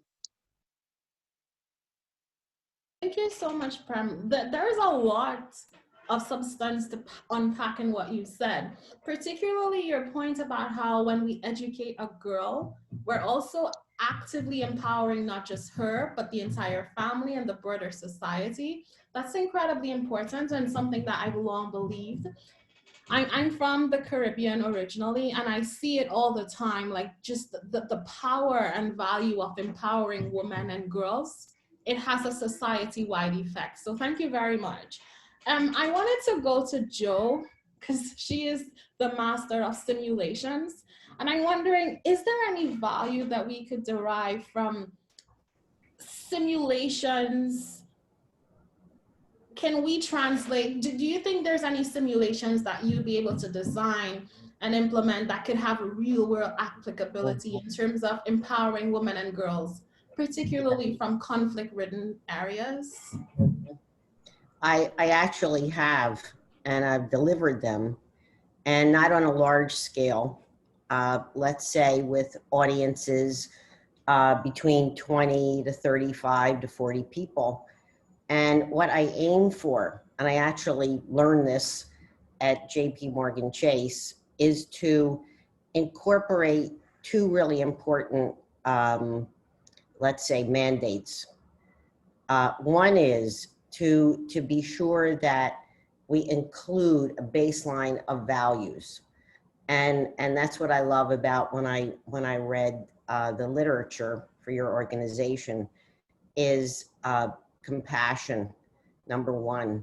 And what I recently learned about compassion and the difference between empathy, empathizing with people, when we talk about mindset, and compassion. And compassion is when I actually put myself in your shoes and I see the world through your eyes. I feel what you're feeling. So that's experience. And that is what experiential learning is about, is that through, let's say, role playing and literally walking in someone else's shoes and feeling what that feels like. And so that's one, is incorporating the values, but living the values within what you design and what you teach for, how you debrief these situations.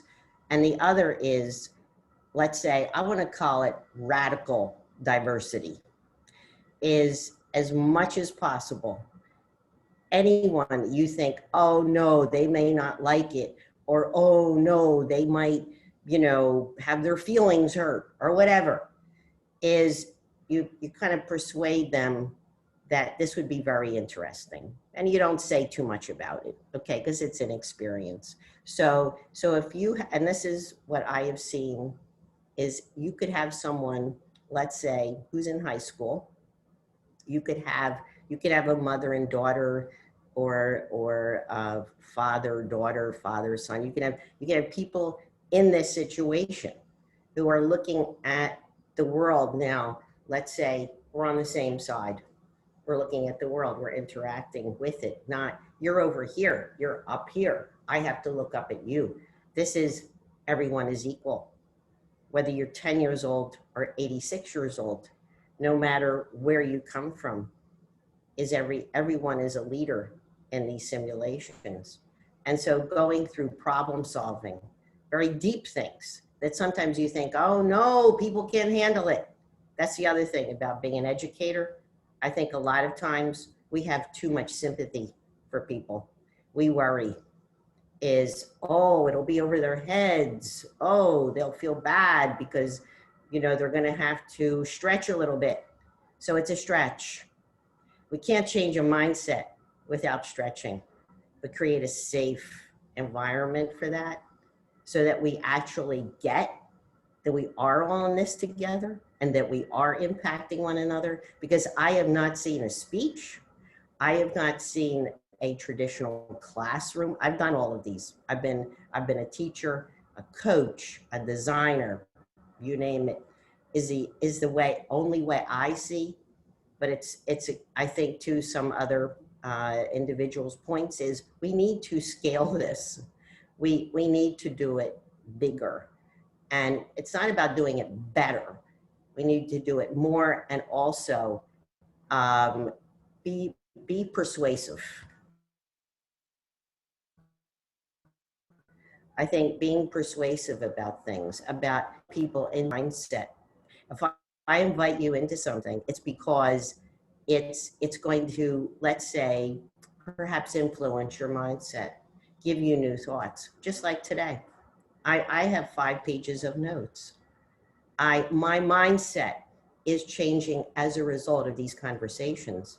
So imagine we were in a game together, and I think Hermina's been a terrific advocate of, and as you know, of this type of learning. It's not the be all end all, but it's something where we've actually seen results. And that's what I want to see. I want to know, how are we measuring things? What are our goals specifically? And how are we going about knowing where we are from here to tomorrow? Are we making progress? And how can we share that progress? I think you've heard me say this before. I'm a huge proponent of knowledge sharing and knowledge transfer, so we can do it more broadly. We can do the things that work. I think that's what we really have to get better at. Does that make sense? It definitely does. It definitely does. And I particularly like the fact that, like you said, conversations like this one are very important. Yeah. I like to go into my interactions with everyone thinking that there must be at least one thing that I can learn. And I think that conversations like this one show us that there are even little nuances. None of us knows everything, and there's always some nuance to add to what we know, how we think about the things that we know. So I'm very happy that we're having these conversations today. I wanted to ask everyone on the panel though, because the moment that we're in right now with COVID-19 has meant unprecedented disruption. And I think the education access paradigm is shifting. So I wanted to ask you all, what challenges, opportunities, or a mixture of the two do you see COVID-19 presenting? I don't know who wants to go first. May I? Of course. Yeah. Of course, COVID, if you talk about education, it hits really hard because classroom education shifted to a virtual education. And this virtual education is available in cities, town A, town. But if you talk about the rural and semi-urban areas, this virtual classes and virtual online teaching is not happening. So of course, on education front, this really hit back. And most of the children, they are not in the schools at this point of time, not getting proper education. But yes, in other way, it is an opportunity also. that me and Azabiz and Ayub and all of us, we are having a conversation or across the boundaries on such an important topic of gender. So it's just both, as opportunities also. I'll just share one example. Last year we conducted so many activities. As I said, we need to transform this whole concept into a form of Andolan. So we conducted several set of activities to spread out information on gender, because last year itself we took up this charge to work on certain issues, and that one was gender equality. And for that we almost had a interaction with 500 students, teachers, even the government representative, elected representative on specific gender issues. And if you talk about Sonipat itself, our 3-4 girl children this year, had participated in a global MUN and put forward their views on sustainable development and specifically gender equalities issues. So this virtual platform, or COVID has created this virtual platform as an opportunity to people for participate from one corner of the country to the different nations, individuals and participants, and put forward their views. Yes, it's both opportunities and challenges both. And I believe people, they have used it, and the children, they're using it in a right manner. Thank you. I wanted to open the floor to anyone else to comment, but I would just ask that you use the raised hand feature on Zoom to indicate your desire to speak. Okay, I see you wants to comment, and I see Joe also wants to comment. So you followed by Joe. I'm sorry. Oh, I noticed that both Yugpal and Joe would like to comment on this. So I'm saying that we'll have you comment followed by Joe. Hi, thank you. I agree with Prem, what he said, and I only see it as an opportunity. I don't see any other way, because what we really need is we need to have access to these people. And now is an absolute time where everybody knows the importance of the internet, importance of communicating from distance or learning from. I mean, I run my courses online, most of them. So I clearly see it's given us now a kind of a mindset. Mindsets has changed now. It's given us, opened us up our minds to the internet. And I clearly see it only an opportunity, because now I can get to those people by sitting here, because even my mom now have started doing things. She never used phone before. Now she wants to do things, shopping online. But on the other hand, do you not think that this current COVID crisis has made inequalities that exist? So people have started to, people have accepted it now.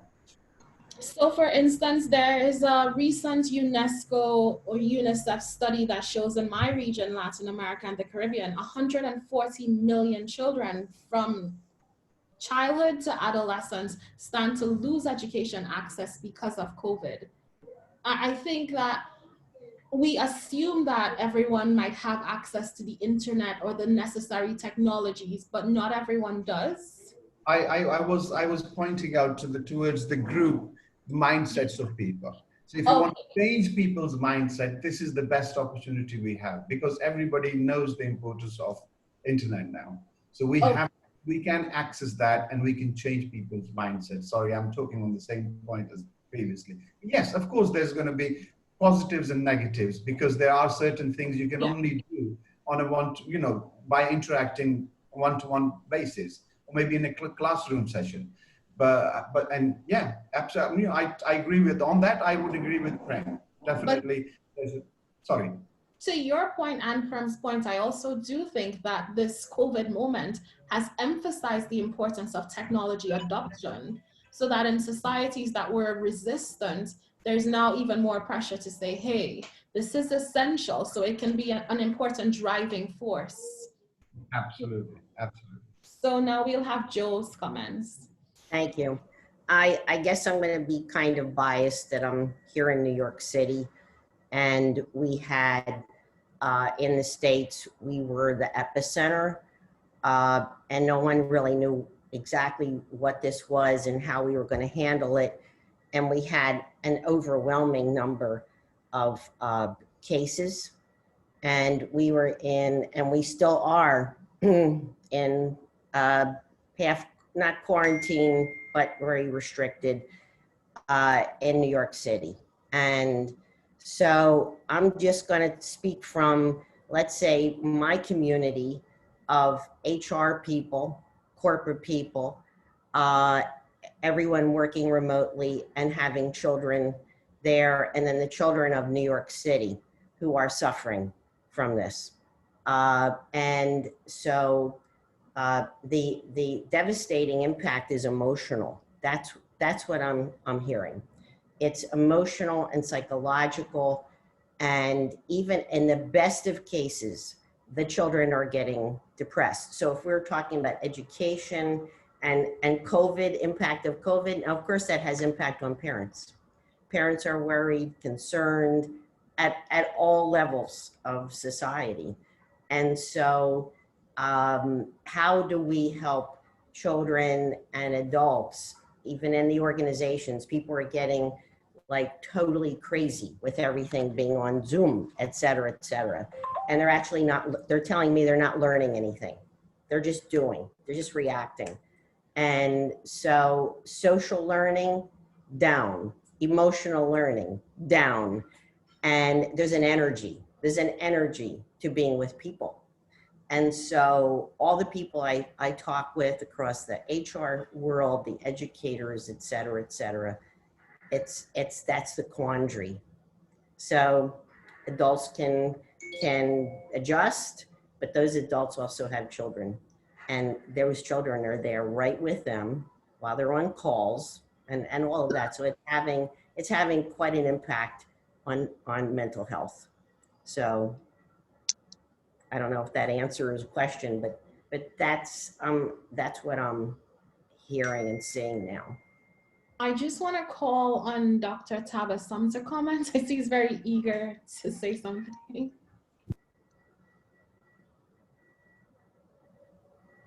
I'm really also happy right now to have this opportunity to speak for the second time here, right? I can see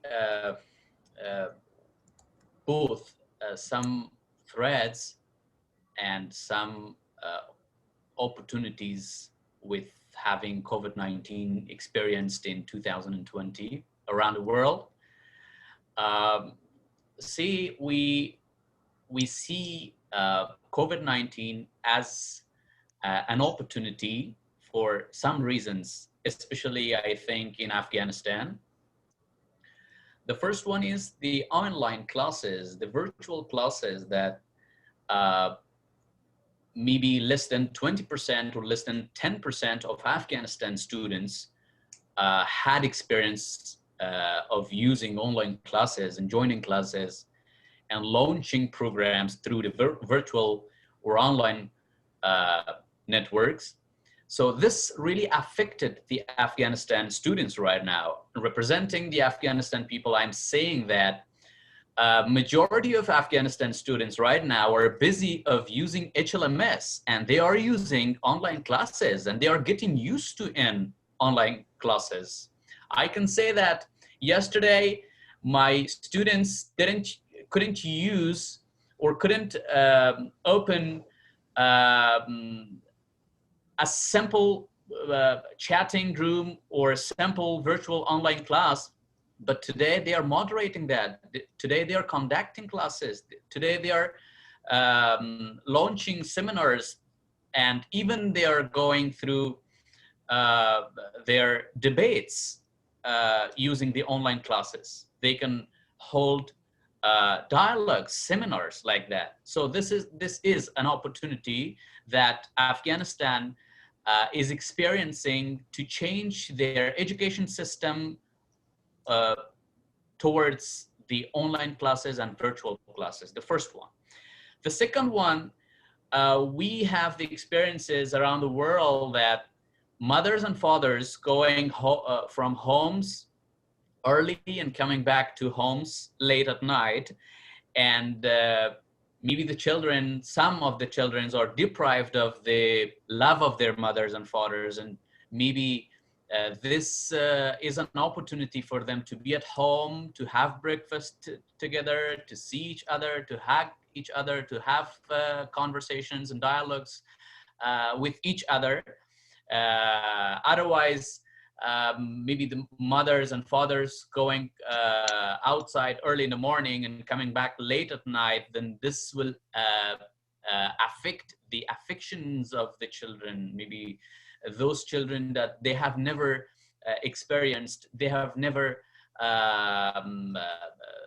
maybe the children have been thirsty of the love of their mother, being together with their mother, having breakfast, having lunch, having dinner with each other. So this is an opportunity to bringing mothers, fathers, the families together and sitting at home watching televisions, for example, or playing with each other and being safe. And the third, that I can say that it is an opportunity for everyone around the world, especially for Afghanistan people, the hygiene.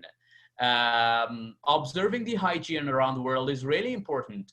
Taking care of health is really important. In Afghanistan, especially now, people are getting used to how to take care of their health. Washing their hands and washing their hands 10 times a day, 14 times a day is now for everyone, for male, for female, for men, for women, for children, for everyone is now an opportunity that they habituate with such situation that the coronavirus is now with them going, everyone, they are sitting with coronavirus, they are sleeping with coronavirus, they should study with coronavirus, with the threats of that. So they should habituate washing their hands 10 times a day and 14 times a day. But we cannot forget that the coronavirus also has the biggest challenges and the threats around the world. For example, the first one is that many lives around the world is now being threatened. And especially mentally, we are not safe right now. Wherever we go, for example,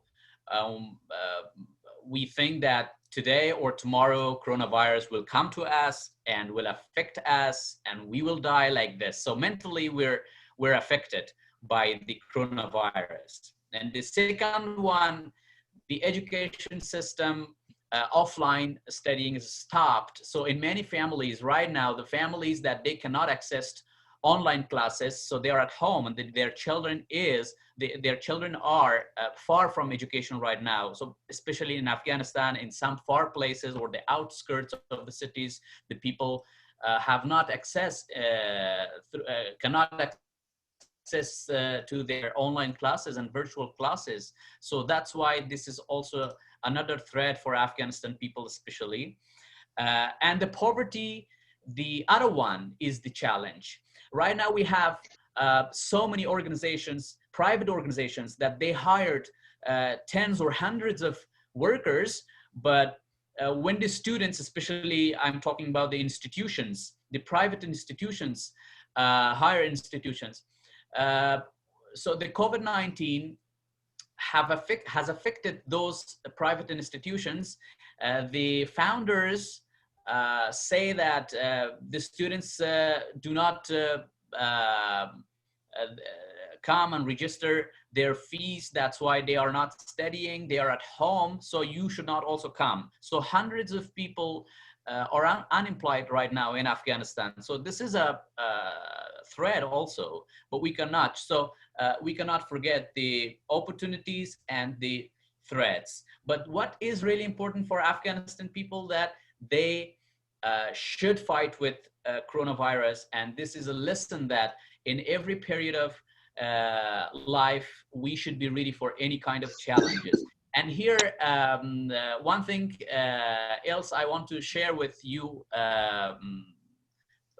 everybody that Taj University and Rana University in Kabul province are going to hold a session, a joint session, an online session on the 10th of September. And I would like you people to collaborate as also to share your ideas with that on that date. I think this is an opportunity for us to bring different perspectives and to evaluate the annual experiences of the UN and see what the UN has done for us, and what we need to change, what we need to discuss. So I hope this could also be a useful point for our friends right now here. Thank you very much. Thank you, Dr. Idris. So we've got very short time left. I just wanted to ask if anyone at all on the Zoom call, not just our panelists, but also participants, would like to make any brief comments.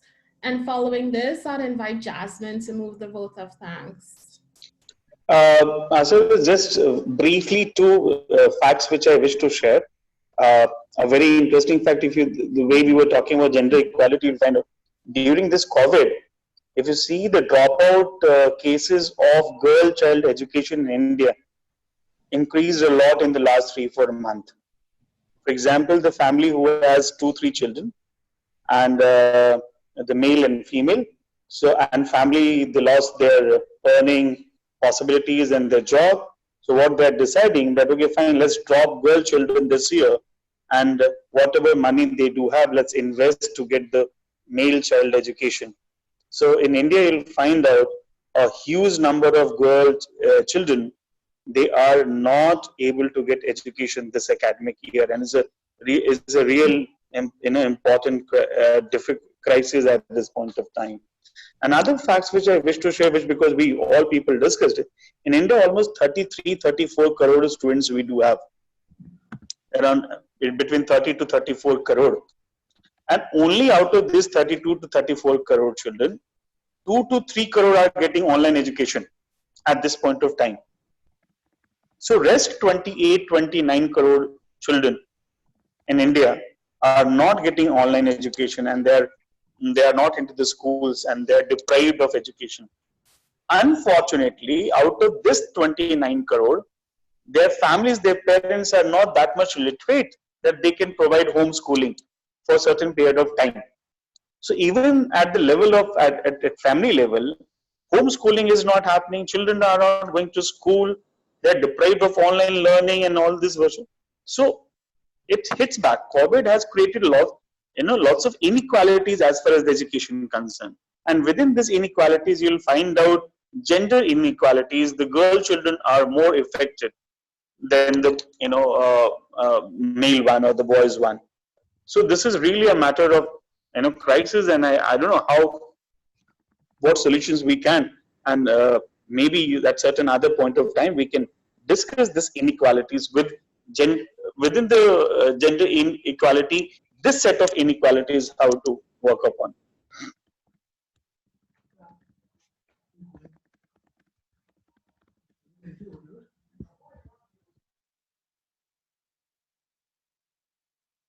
Asabi, you're on mute. I would like to ask Jo if she has any closing comments. Jo, you're on mute.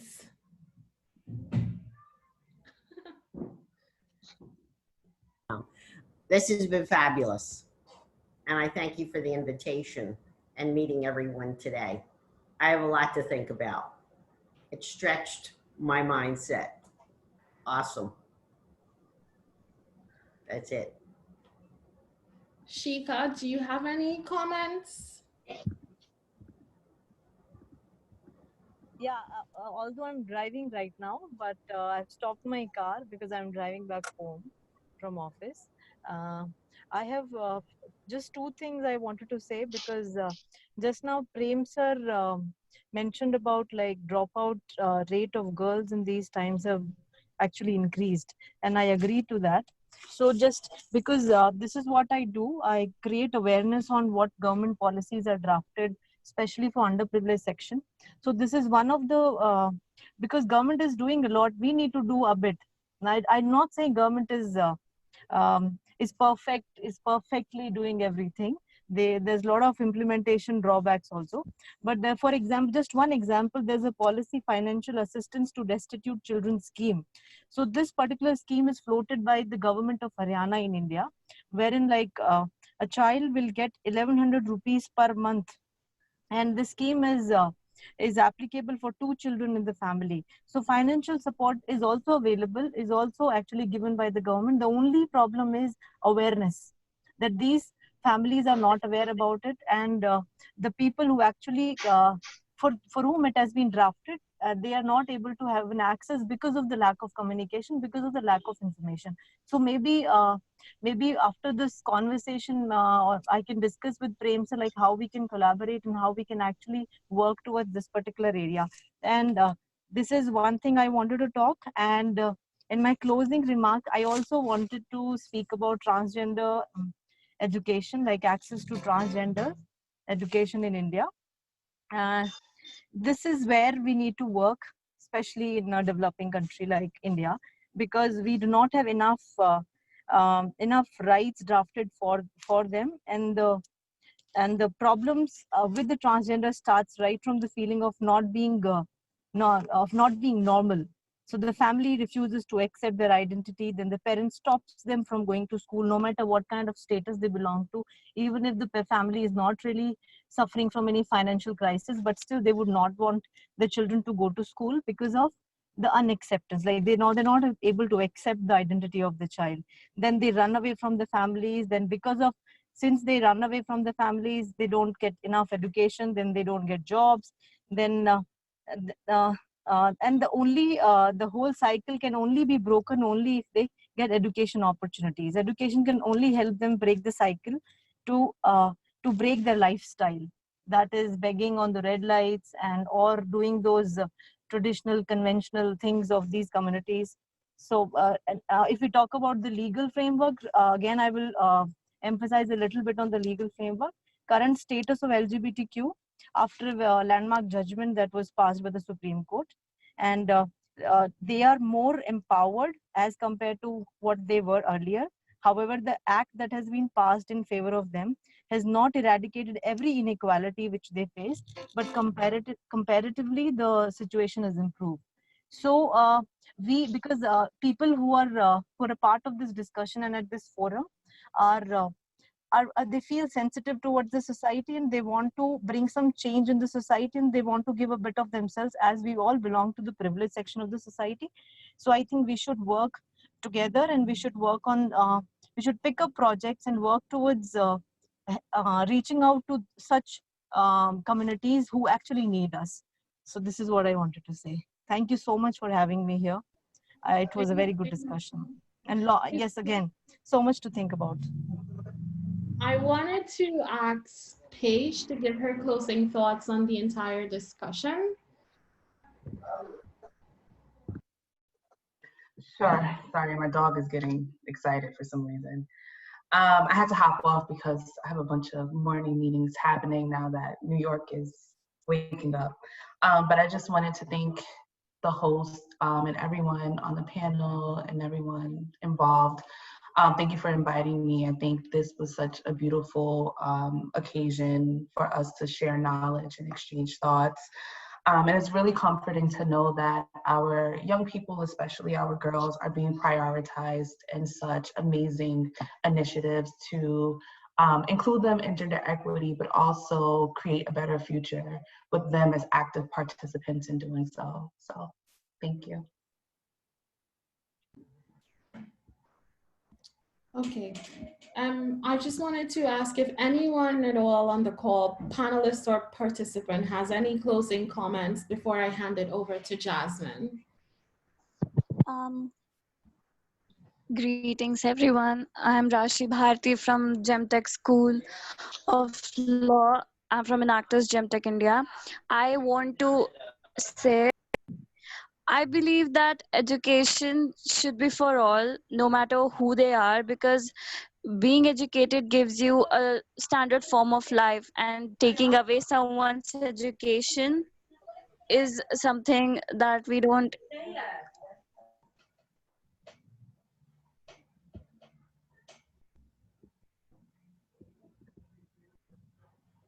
And I'm so sorry, there's some connectivity issues.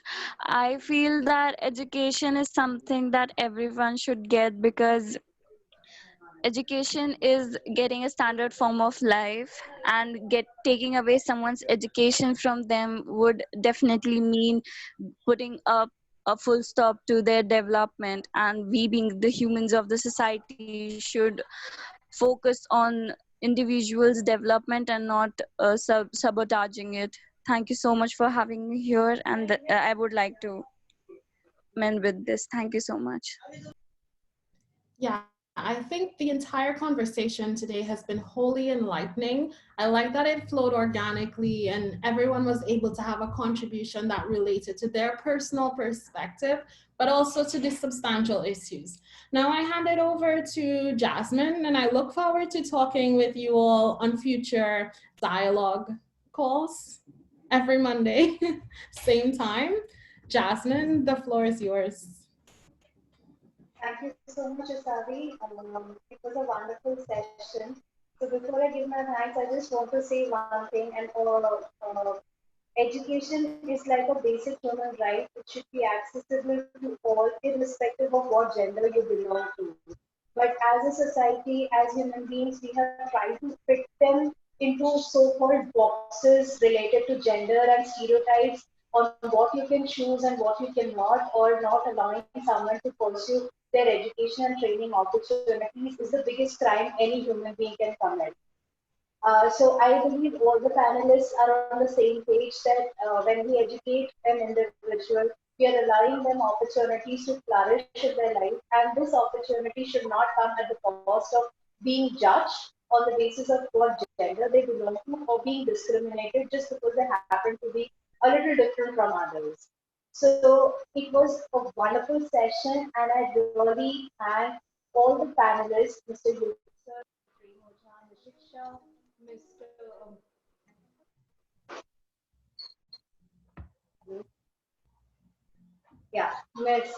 Joe, Harmeena, and above all you, all our regional partners, Mahima and Vaishnavi, who have been a strong member of the team, to help us out putting together dialogues which actually are relevant in today's time.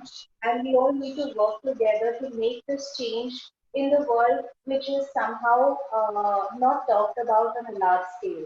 So a big thanks to all the participants who were here today, who patiently listened to us, who participated fully, and to all the team members. So thank you once again. And I would like to call Keshav now to discuss the next step.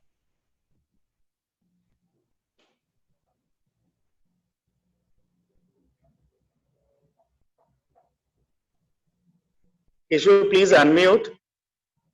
Wow. It's I think it's a mute unmute game that we all play at Zoom nowadays. But thank you, sir, and thank you everyone for being here. Now, what is the takeaway for DIAS? Like, why are we doing this? Is something that I just wanted to put forward. That this creates just a community and a common intent, but this needs to be taken to action, for which individually, organizationally, regionally, we need to commit certain things concretely in the coming time. Because one thing that I've learned is that you can force a government to do something, but you would rather let them feel inspired to do it. That's a long-term positive change, and that can arrive from us committing certain things. I have been to Afghanistan, Nepal, and a lot of these places in terms of my work. It has taught me one thing, that we feel that we have a certain requirement that we need to fulfill of our role in a situation. And then we think that we are not capable to do that. But what I've realized in Nepal during my own earthquake relief work was that I was better served as a content writer for people who did not know English language to write grant proposals.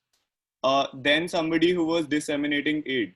So I was physically sitting in the same space, but 5 other people could do that well, and I could do something else better. So when we curate such panels and we get such diverse people, my one takeaway is that a university in Afghanistan, a school in India, and a leadership coach who has extensive corporate experience in America, a legal Chevening scholar from Trinidad Tobago who's studying in Britain, and all of us regional partners want to do something together moving forward. So what we will do is we will be sending you all a form which will have mapping of all these commitments.